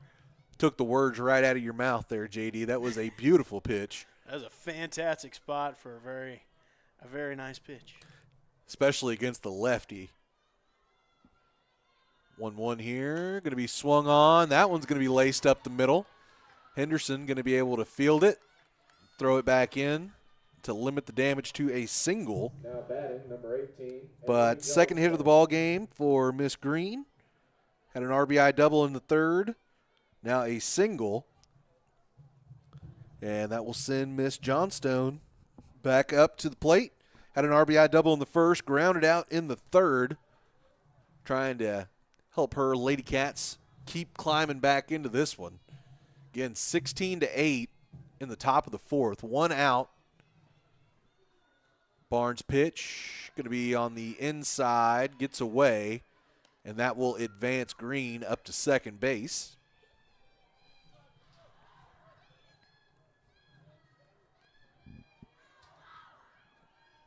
Hear a little bit of life coming from that Scurry dugout. First we've heard of that in a while. So, and then now a big shot over third base. Green going to have to hold up at third, but a play going to be made.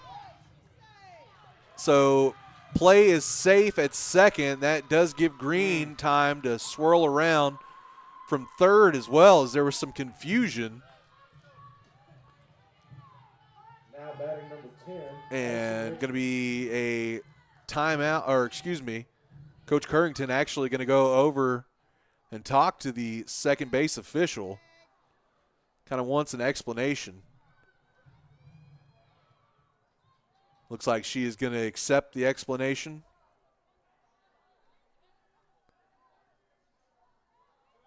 And walk away. So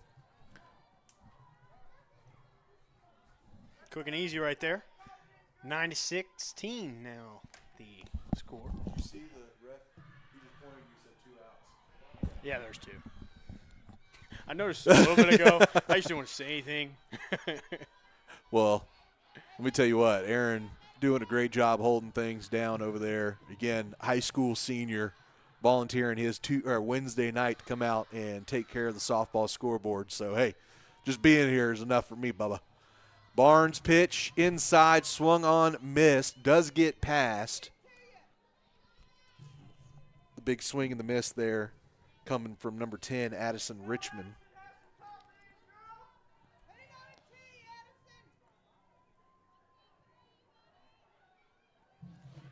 Had an RBI double in the first, but struck out in the third. Is that pitch not going to find the zone? We'll make it now 2-1.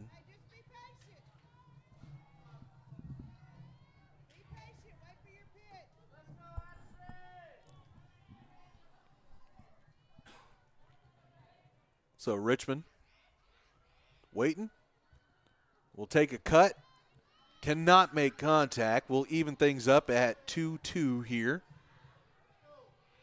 As we did confirm, there is 2 outs now. There's been 2 outs for a bit, but 2 outs in the top of the 4th. Mabank looking to get out of it here. Pitch going to be just on the outside. Barnes really wanted that one. That was a really nice spot for it. So loaded, or count loaded.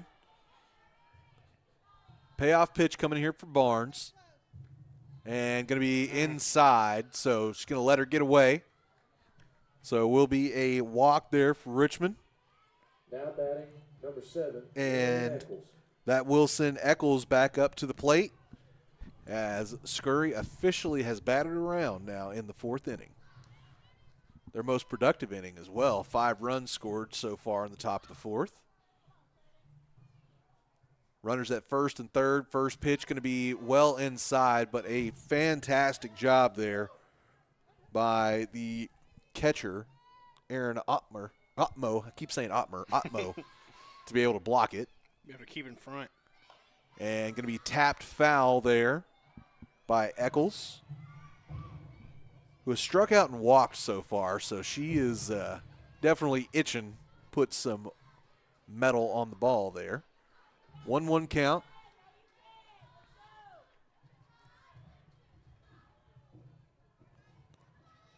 Still waiting. Here we go. And they're going to say it doesn't hit her. He got very close, and double steal results in a run there. So another run going to score for Scurry.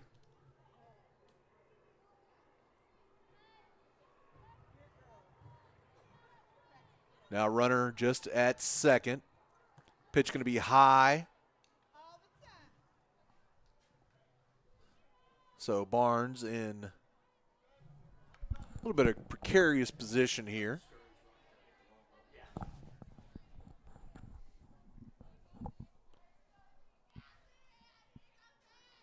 So again, Barnes trying to get out of the inning here. Has one tapped back foul.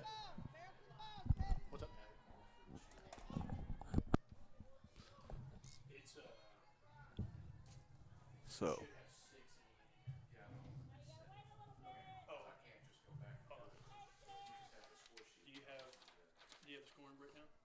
except for it's now it would be 6 there. So yeah. All right, sorry, I had to getting everything straightened up here. Is going to be, I believe it was a walk there. Because that will send Miss Jones, who did have a single earlier this inning, back up to the plate. First pitch to her going to be a little high, a little outside.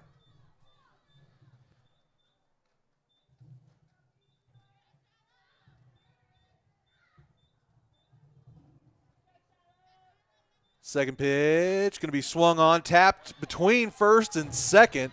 So that will be the second single of the inning. Scurry almost throws away that extra run there. But, yeah, no. So double singles for Jones here in the top of the fourth.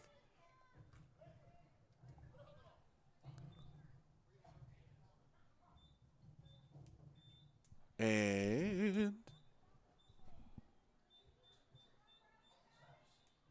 some talking going on here on the field, trying to get everything all re-squared as Scurry going to have runners all the way around here. So base is going to be loaded. Still have 2 outs in the inning, so they have done a really good job of hitting with 2 outs in this inning. And again, it was a 16-4 lead going into the top of the fourth. So Scurry has really done a good job to kind of keep fighting back here. So here we go, back to action. Barnes, first pitch, going to be high. And again, with the bases loaded here, really need to keep going.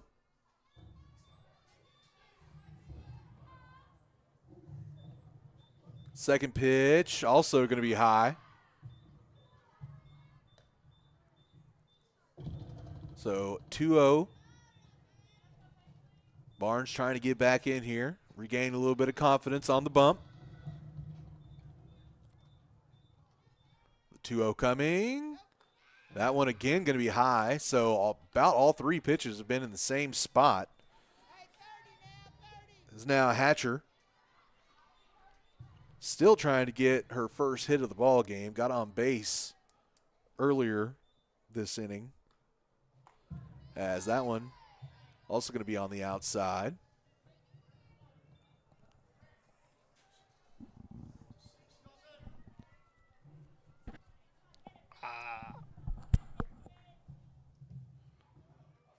And that one going to be swung at, not touched. And I do apologize. That was Paisley Chadwick, who is back in that 9-hole spot. So that is who is actually at bat. I saw the 4. I apologize, folks. Second one. Oh, now that one.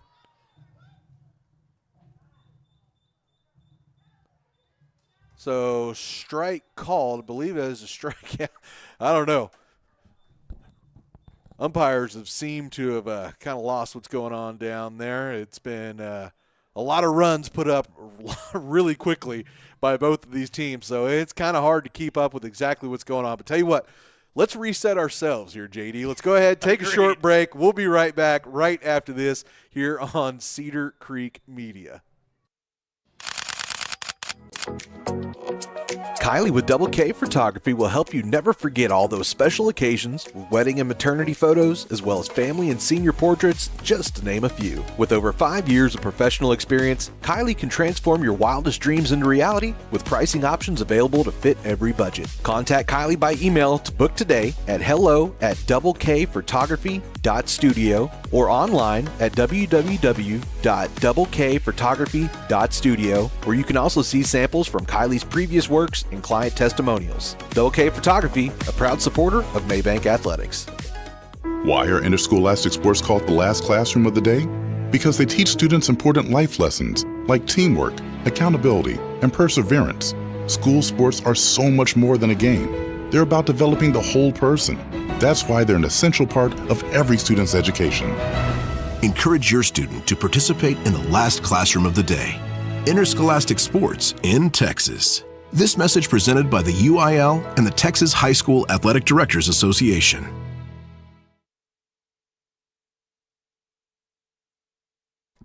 All right, and we're back to it. Everything squared away. 10-16. Your Mabank Lady Panthers still on top of this one. getting ready to take their cuts here in the bottom of the fourth. Going to be the shortstop, number, excuse me. I said number and then realized I didn't have her number in front of me. 15. So, nope. 13. 13. Thank you. So, marker, first pitch, going to be outside, still green on the mound, and Scurry spent quite a bit of time batting in that half inning. So, let's see if that affects Green at all in her pitching. Sometimes, you know, that cannon kind of cools down a little bit. Second pitch going to be inside, right across the numbers there. So 2-0 count.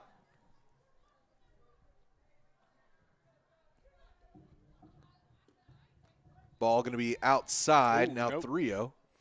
No, they're going to catch that. They're going to say that caught the corner. Oh, man, it must have had really late break because it was definitely about where you would line up a left-handed hitter. So it must have just got a real nice curve on the end. Is that one going to be slapped but foul there by marker? So all the way to 2-2 now. Is Green able to get things even back up?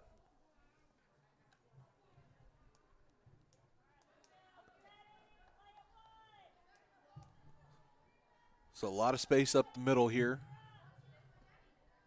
Marker is able to hit one through. That pitch going to be on the inside, so we'll fill the count up 3-2 here.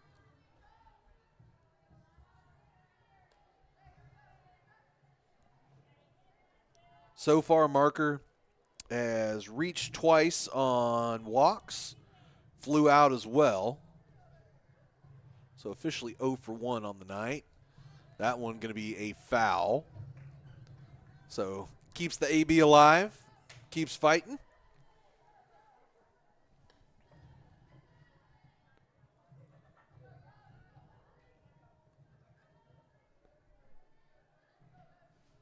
Here comes Green back to the plate and going to catch the outside corner. So down goes marker, looking there. Now batting, We'll bring Phillips. Savannah Phillips. She has reached base on all 3 of her plate appearances so far. Reached on a fielder's choice and a error. Also has a single so far tonight. Going to tap that one down the third base line. Rhodes able to make a nice throw across. And going to be squeezed. Now batting, number 25, Callie Davis. So her first quiet out of the night. We'll send Callie Davis up to the plate. 1 for 1 officially in the scorebook. Had an RBI double in the first. Since then has walked twice. She takes a big cut and fouls back the first pitch she sees. She does like to be aggressive early in the count, as that double she got in the first inning was on the first pitch she saw of the at-bat. But with 2 outs here in the bottom of the fourth, got to be a little bit more selective. She's going to slap that one, and it's going to go all the way to the wall. That will be a stand-up double for Callie Smith, her second of the ball game. Now that one pretty much was on the ground. It was a worm burner, but it got back to the wall just about as fast as you can. A great job by her, never letting up. Easily rounded first base, gets over to second. We'll bring up Trinity Mixon. Couple of singles and a walk so far today. 4 RBIs on the book for her. So looking for number 5 of the ball game as a man in scoring position as well. But 2 outs. First pitch going to be grooved right down Main Street there for the first strike. If it were Callie Davis, she would have swung at that one. Oh, yeah. Pitch number 2 going to be on the outside.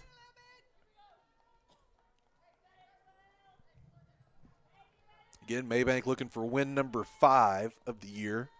Scurry looking to get off of the 500 mark at 7-7 so far. This ball is going to get past. Davis able to get in the dirt. Kind of a awkward slide there, but hits the dirt, gets in safely.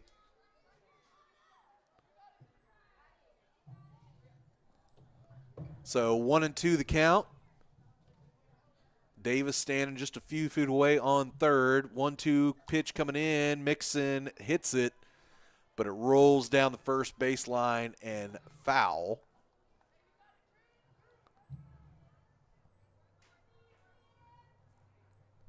So got another 1-2 coming up here.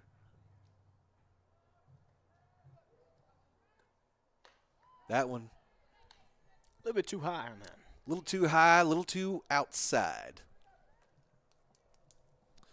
Mabank trying to avoid being blanked for the first time in a half inning so far tonight, as Mixon able to get another one.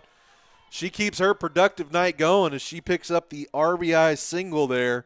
Now up to 5 RBIs tonight. And Now batting, number 10. brings it back to a 7-point lead at 17-10. And it will send. Number 10. See. Is it Williams going up? Okay. So it is Williams going to go up this time.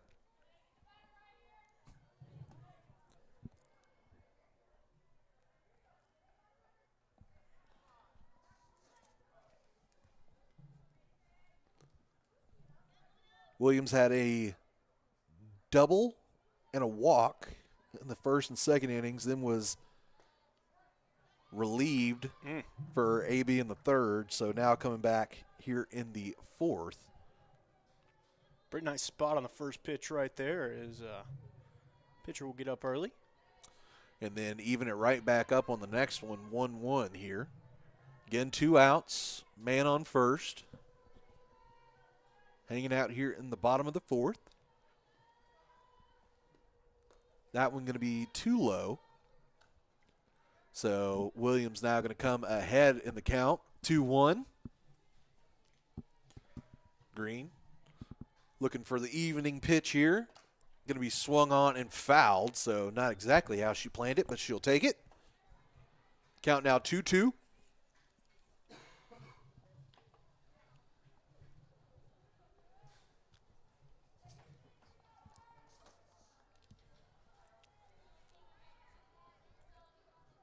All right, payoff pitch coming up here for Green.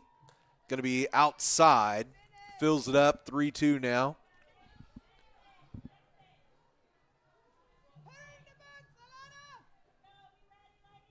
Let's see how Williams decides to approach this. She's going to hit one, ends up at short, and going to be out. Call it out.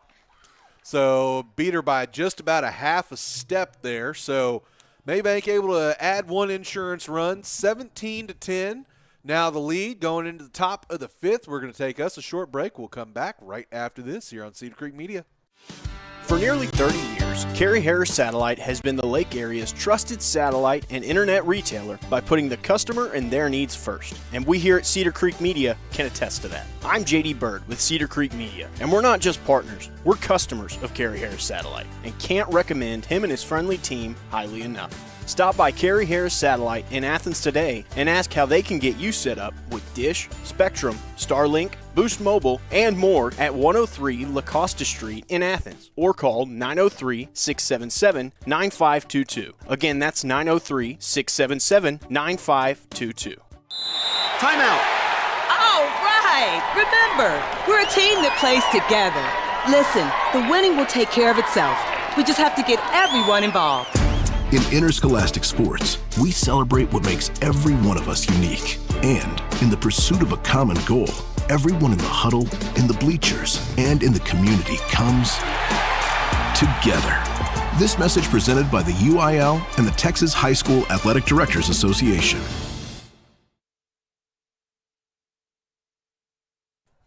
All right, here we go. Ready for the top of the fifth inning. Scurry down 7. 17-10 is the score here in the top of the fifth.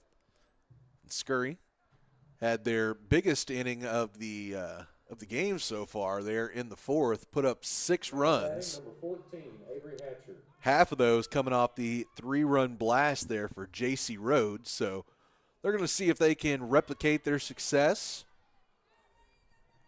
Still going to be Emmy Barnes out pitching for the Lady Panthers. First pitch to Hatcher, going to be outside for a ball.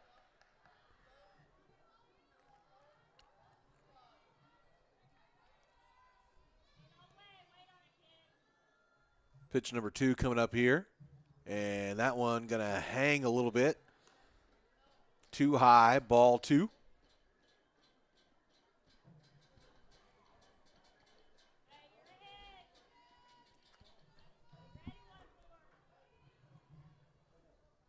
The 2-0 pitch coming, and that one going to hit her.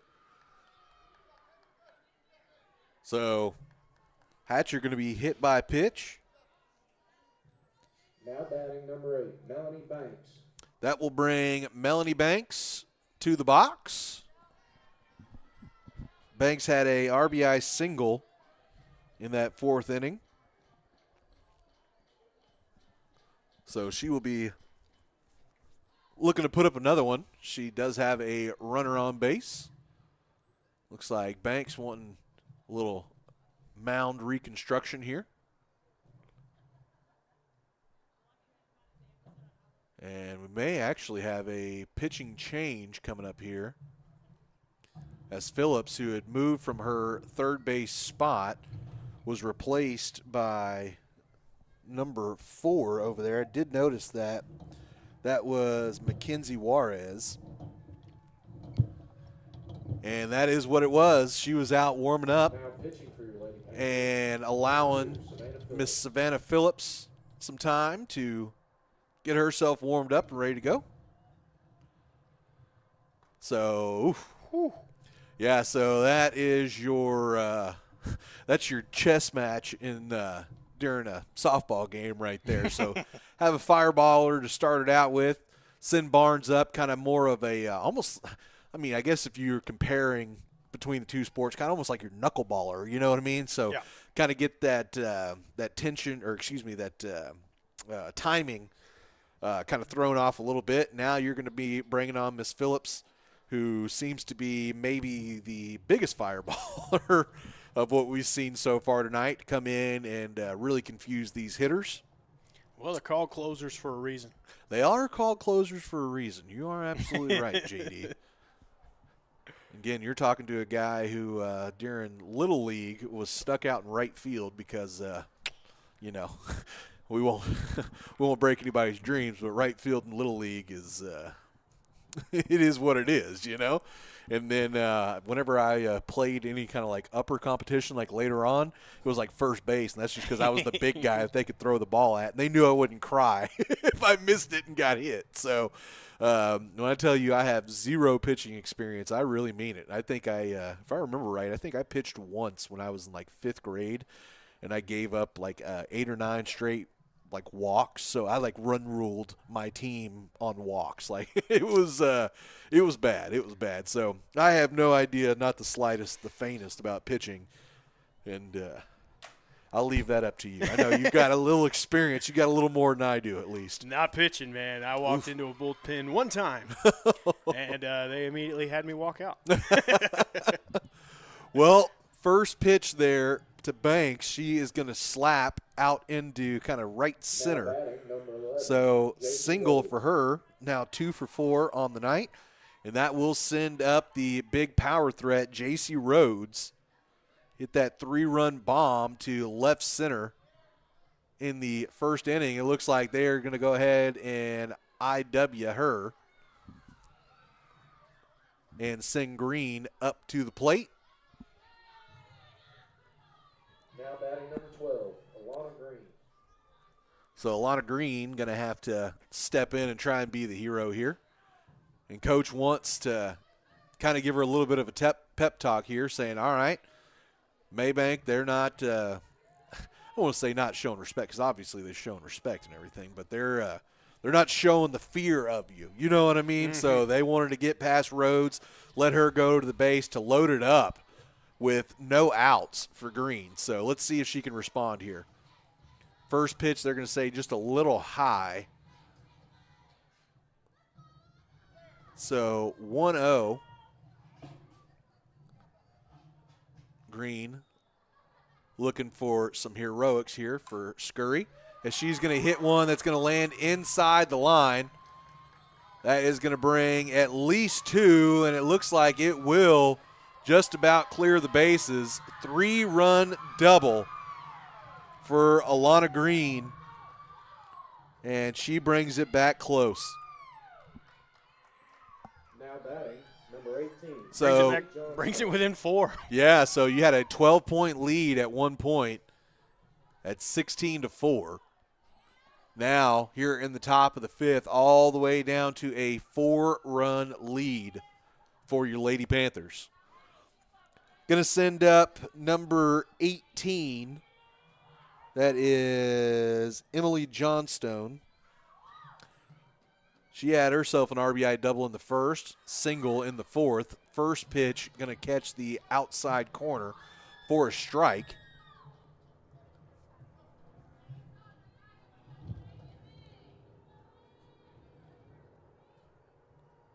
Johnstone waiting on the second pitch. Going to hit it. Rolls out of rolls foul down that third base line. Wait till you're sitting here, buddy. Wait till you're sitting here. That's number 3, I believe. That's exactly right. That's the 3rd time it's happened. Whose side are you on now? I would say not yours at this moment. Well, there's another one out of bounds. I did it on purpose that time. Oh, man. We really stuck in basketball, huh? So Johnstone here down 0-2. Payoff pitch. Going to be smoked out to center field. Henderson able to catch it. And it's able to double him off. So Green, not paying attention, is going to get picked off back the other way. Got leaned too far out. So double the harm on the play as Henderson was in the perfect position there to make the catch. And Green was in the wrong position to be able to get back. We'll bring number 10, Richmond, back up to the plate here. She's going to smack one, ends up at short. Play is going to be made.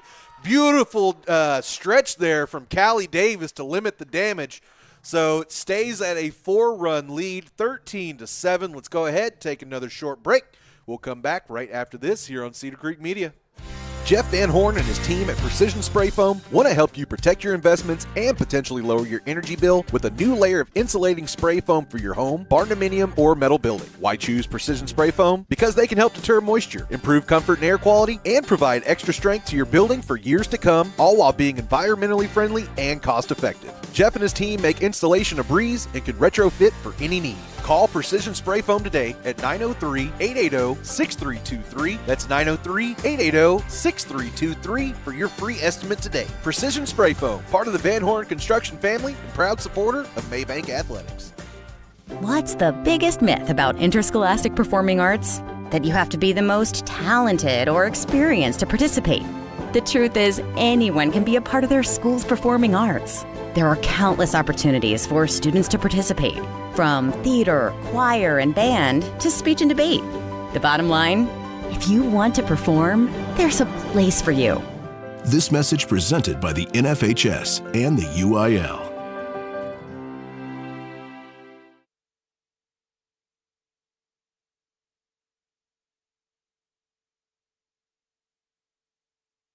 All right, so here we go. Going to the bottom of the 5th here.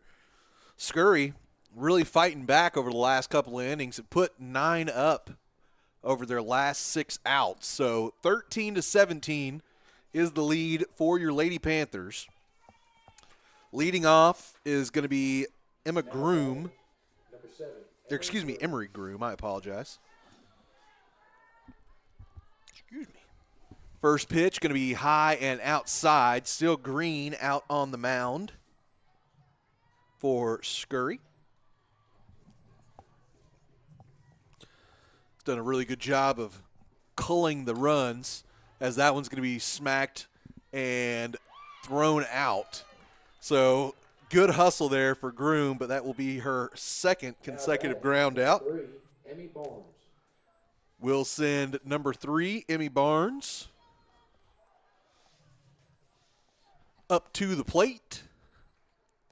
Of course, Barnes had been pitching. And, going to take one off the face mask. Way to wear it right there.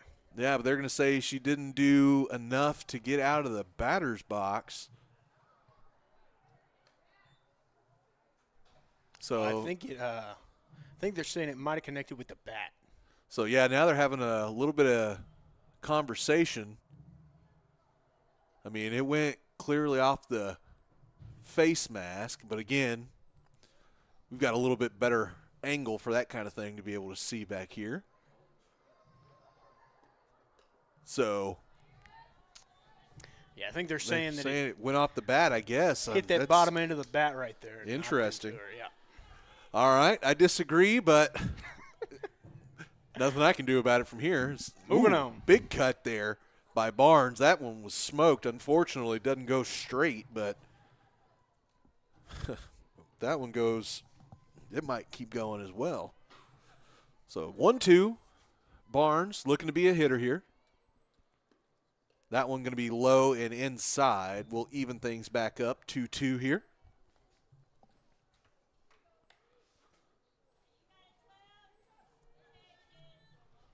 After Barnes be turning back over to the top of the lineup, Henderson will be batting for the 5th time tonight.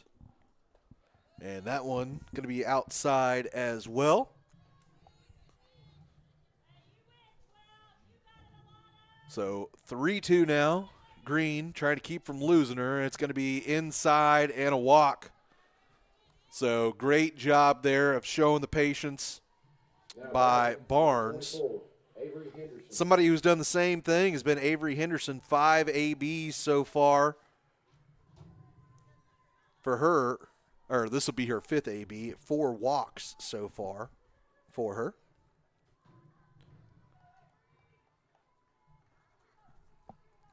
So 1 out here in the bottom of the 5th. That one's going to be knocked right up the middle. And Avery Henderson, in her 5th at-bat, will now be 1 for 1 from the plate. Number 11, Aaron Otmo. I'm so used to writing it, I actually accidentally wrote down walk there for her. But it was a single. Advances the runner to second, and we'll give the catcher, Miss Otmo, a chance to knock in a couple here. First pitch going to be on the inside. Otmo, a couple of ground outs and a foul out, a fly out. Also did reach on an error in the first inning, so still looking for her first official hit. So that one going to be well outside for Green. Now 2-0 is the count.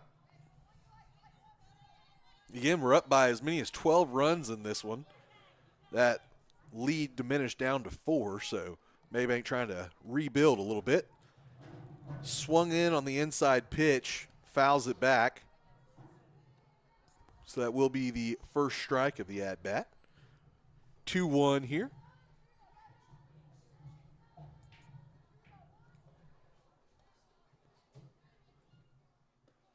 And high on the delivery there from Green. So 3-1, that also lovely hitters count here. And that one going to be smoked to second base, gets past, and ends up in right field. Still chugging along from third base, and scoring there is Barnes. So will be an RBI single. At least that's what we're going to call it for Otmo, because I want her to have a hit. So I'm going to call it a single. We'll bring up the shortstop, Miss JoJo Marker. That just sounds like she should be famous, you know? She's going to take a big hack on an inside pitch, ends up over there in pond, in the softball pond, I guess you could say, the drainage area. Coach Currington, like, all right, guys, each one of those softballs costs a few dollars. Let's stop hitting them in the pond over there. I know that feeling. That's how I feel every time I play golf.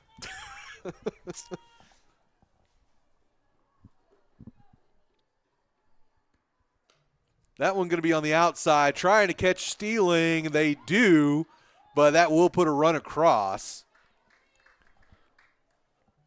So Otmo going to get caught trying to get over to second base, but it will give Henderson the chance to score.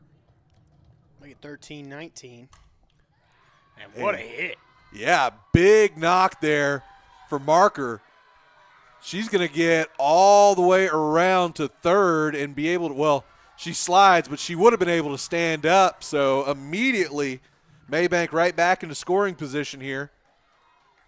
Now batting, number 2, Savannah Phillips.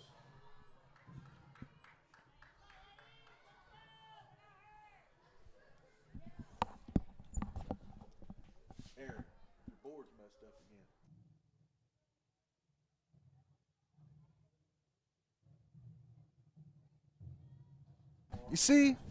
Look, I'm over here bugging. I got bad eyes, man. I got bad eyes. I'm just trying to be helpful.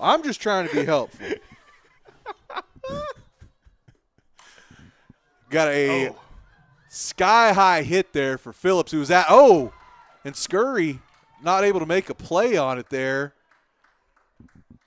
as somebody went flying there. Couldn't quite – looks like that was number 10 there, Richmond. Kind of went flying while she was trying to make the play, so a run will score as Phillips able to kind of sneak one away there. Brings it back to a 7-run lead for Mabank. That one going to kind of dribble in, and Phillips, who we've seen not exactly enthused to run all the time, able to reach second there. So Davis has a couple of doubles so far tonight. One of those picking up an RBI, looking to get her third hit of the night. Had a couple of walks as well, so she's officially 2 for 2 for the night. She takes that second pitch outside.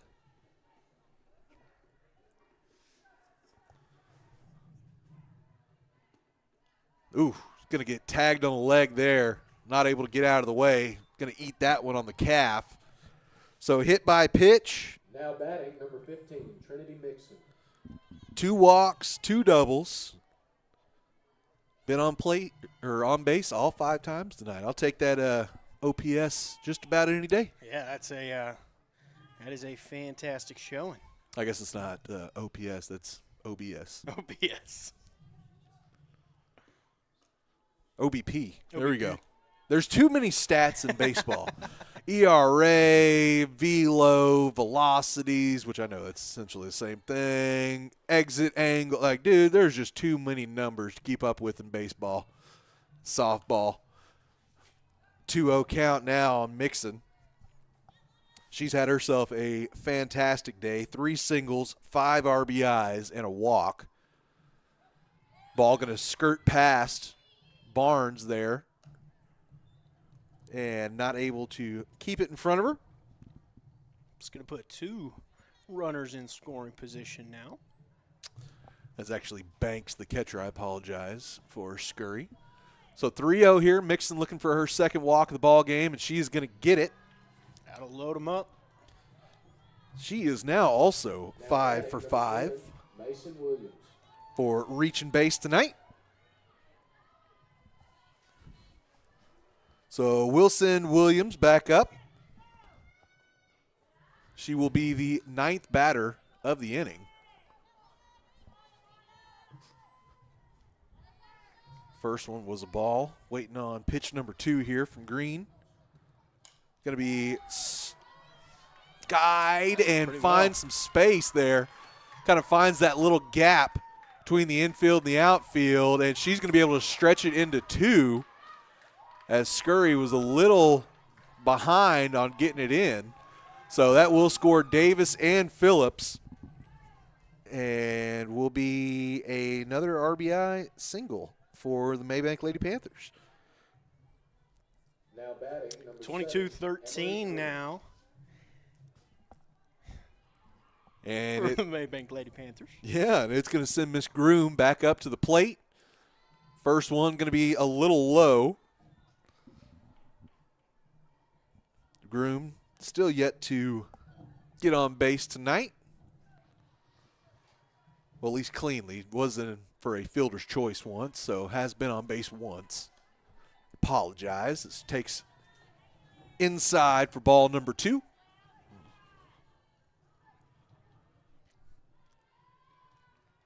The 2-0 pitch going to be high. And going to check around here. Try and keep the runners honest.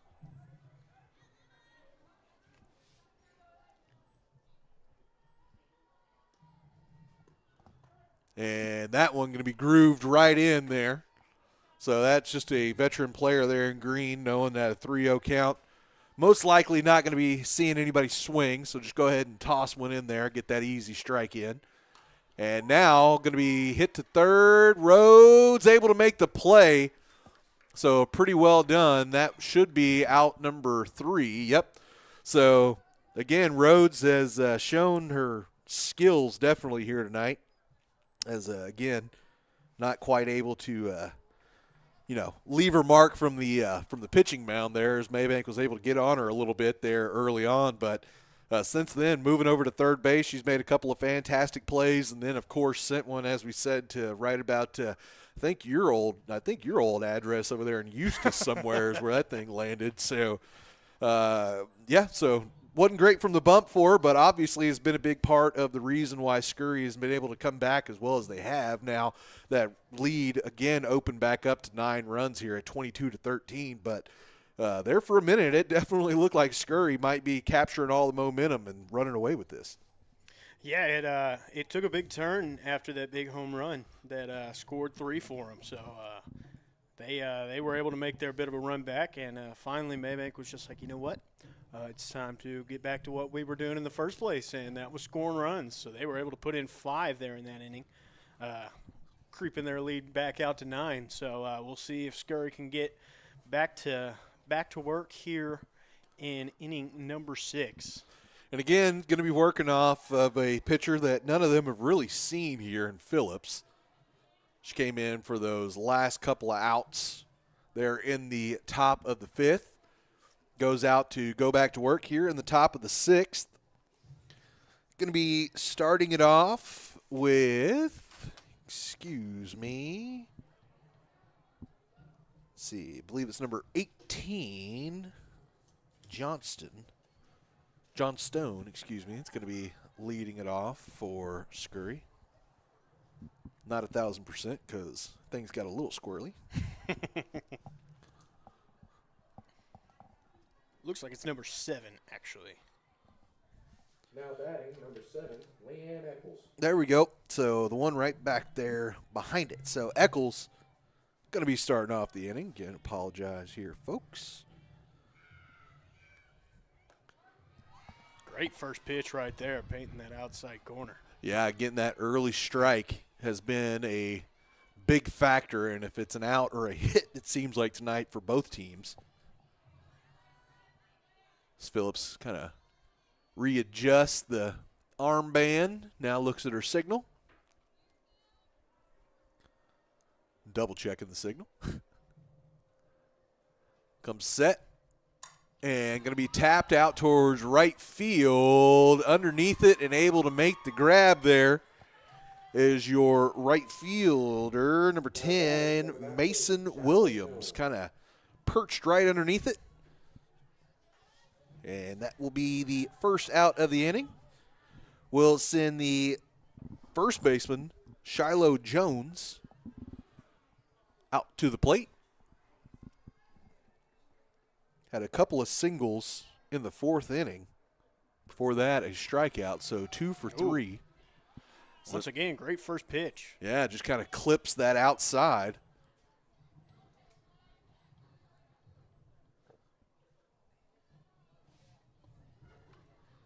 Pitch number 2 on way. Going to be a little inside there. Trying to work it back and forth a bit. Savannah Phillips, again, has had a pretty productive night from the plate. Also made a couple of nice plays over at third. Now on to try and close this thing out. From the pitcher's mound, That one going to groove in. Oh, I thought he was going to give him that one. So just a little too far inside, but a really good pitch. And really a pretty good job there by Jones laying off of it, because that is a difficult one to lay off of. 2-1 incoming. That one. Low there on that. Ooh, man. It looked pretty good. It looked. I'm going to say it was just a little too low.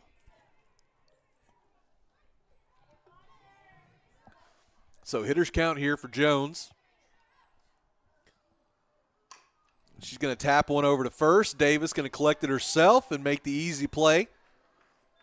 Couple of steps off the bag, so looking for a shutdown inning here with 2 outs is Savannah Phillips. Now batting, number 1. Going to be the freshman, number 1, Jessa Moncrief. And for the next Hacks, going to take one on the inside for a ball. It's pretty good growth from one plate appearance to the next. We saw her swing on 2 or 3 consecutive of those in her first plate appearance. Wasn't able to get to any of them, so just being able to lay off of it there after it looked so juicy to you before.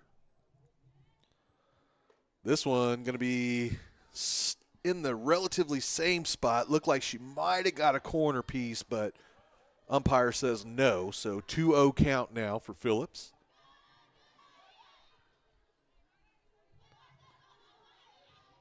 Comes set on the mound. Delivery going to catch the big part of the plate there, so first strike is over, 2-1. Trying to even it up here on this next pitch.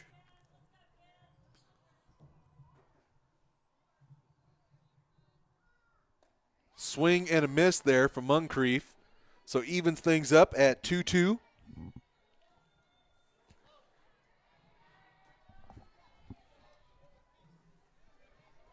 The junior fireballer, Phillips, trying to have a shutdown inning. And going to get it. Going to close it out right there. I like it. I like it. So gets the final out of the inning looking. And speaking of looking, if you're looking for something tasty to go pick up to eat right now, I do have myself a suggestion for you. Golden Chick's new Golden Bowl is so big, it's a whole lot of yes and a whole lot of yum. So if you like big bowls, then we cannot lie. The new loaded mashed potato bowl is a whole lot of Golden Chick, a big bowl you can't deny. Hey, Mom and Dad, what's one of the most overlooked safety features in a car? Everyone checks for seatbelts, turn signals, and airbags, but when's the last time you checked your son or daughter's tire tread? K&S Tires and 7 Points cares about your family's automotive safety and offers a full line of quality tires installed by a team of experts to help give you peace of mind as your loved ones drive to work, school, or run errands around town. Stop by K&S Tire today, just south of the light in 7 Points, and let them help keep your family safe on the roadways all year long. K&S Tires, great tires at wholesale prices.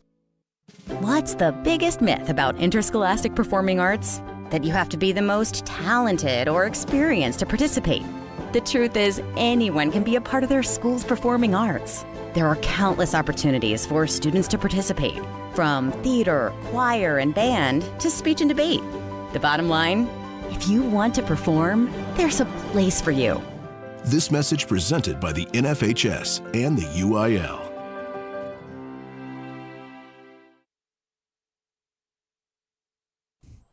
All right, back to it here. Now batting, number 3, Amy Barnes. Ready to get the bottom of the inning going here. Mabank holding on to a 22-13 lead. Trinity Mixon going to be up to try and get this thing started. No. Oh, Amy Barnes. Amy Barnes. Apologize. First one going to be inside. You laughing at me now. Wait till you're over here. I'm telling you. Oh, baseball stats are a whole nother thing. I'm telling you. I stand corrected. They're going to say that she caught a corner with that one, so that'll bring up 0-1. That one way too far outside. Evens things up 1 apiece. Yeah, I'm telling you, that's the other thing we're spoiled about in basketball. All we have to do is put tally marks. It is not tally marks here in baseball. Is the next one going to be swung on and hit up the middle, just not able to get in the way there. is Moncrief. She got close from that second base position, but just not quite able to get over there. So it will be a leadoff single for Miss Barnes. We'll send Avery Henderson up for her 6th plate appearance of the game. So far has reached safely in all 5 appearances she has had. 4 walks, 1 single. Ball going to get past, and Barnes going to be able to stand up and get to second.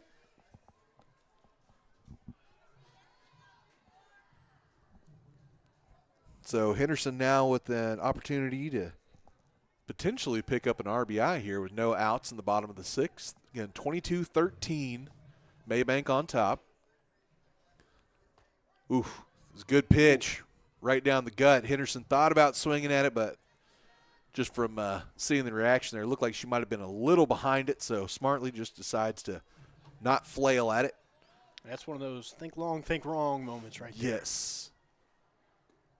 And outside on the follow-up from Green. So, again, Henderson, who's just been so patient at the plate, and has been rewarded for it. Facing a 2-1 count. Ooh, up above her head, pass through, and over to third is Barnes there. So able to get a little extra. Runner really in scoring position now, standing over there on that third base. Henderson has 1 RBI coming off of a walk. Let's see if she can pick up one the old-fashioned way, but nope. But she will pick up her 5th free pass of the ball game. Number 11, Aaron Otmo. We'll send Aaron Otmo up. She had an RBI single back in the top of the 5th. Or excuse me, the bottom of the 5th. It's like it's going to be a free pass. So free walk there for Otmo. And that will send Marker, the shortstop, up to the plate. Interesting decision. She's coming off a triple in her last plate appearance. First pitch going to be on the outside.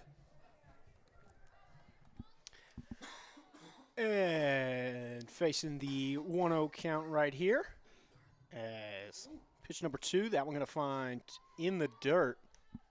So, JD, I don't know what. I'm pretty sure I just had a gnat or a fly or something literally just fly right down my throat. So I'm sorry. Ooh, left me out to dry there for a second. Yeah, I'm sorry. I just kind of pointed at you hurriedly like, go, go, go. So I'm sorry about that. But, yeah, I got a little extra protein there on that last breath, apparently. Third pitch as well, nothing but the dirt. So that'll bring up a quick 3-0. Going to need to get something over the plate here. And ooh, unable to. That is definitely not the spot. As Marker is going to score the run. That will actually be the mercy rule run. So apparently if you're up by 10 after 6, that is going to be the mercy rule. And, JD, I got to be honest with you, man. Again, after not calling a game, baseball or softball game for 3-4 years, I needed the mercy rule too as I look. Tonight's game time, 2 hours and 43 minutes and 45 seconds. So almost 3 hours for this one here tonight. See over, nearly 40 runs put up on the board. And, yeah, man, it ends up being a run rule victory after having a 12-run lead, knocked all the way down to a 4-run lead, and then now a double-digit win. Back to 10. So it has definitely been an interesting one here tonight. And, I have a feeling that I will not be talking for the next 24 hours because I feel like I've never talked this much in my life. So, oh man, I gotta agree with you on that one. That was a long one. That was a marathon for sure. We were expecting that rule a little bit earlier in it. Honestly, that third inning, thought maybe we were about to see it there, and then all of a sudden that big turnaround there from Scurry just made things kind of teeter on that little bit longer. So. finally able to get the mercy rule there were your Mabank Lady Panthers. But I guess, better late than never. Absolutely. Nonetheless, that was a lot of points right there. 36 runs scored between these two teams. Absolutely. Well, again, folks, this is the first of many baseball, softball broadcasts we'll have. Kind of getting into the swing of things. I felt like it was kind of this way for us in basketball, too, going from football to basketball. But, give us a day or two. We'll get it all switched over and get our heads thinking right. I got to go pop in like a baseball video game or something, just kind of get myself in the mindset. But anyway, so final again here from Lady Panthers Field, 23-13 win over the Scurry-Rosser Lady Wildcats. Big shout out to senior Aaron Roden for running the board here tonight, keeping everything straight, and honestly keeping us entertained up here in the booth as well. So do appreciate you, Bubba. And until next time, I'm Taylor Honey. I'm JD Bird. We're Cedar Creek Media.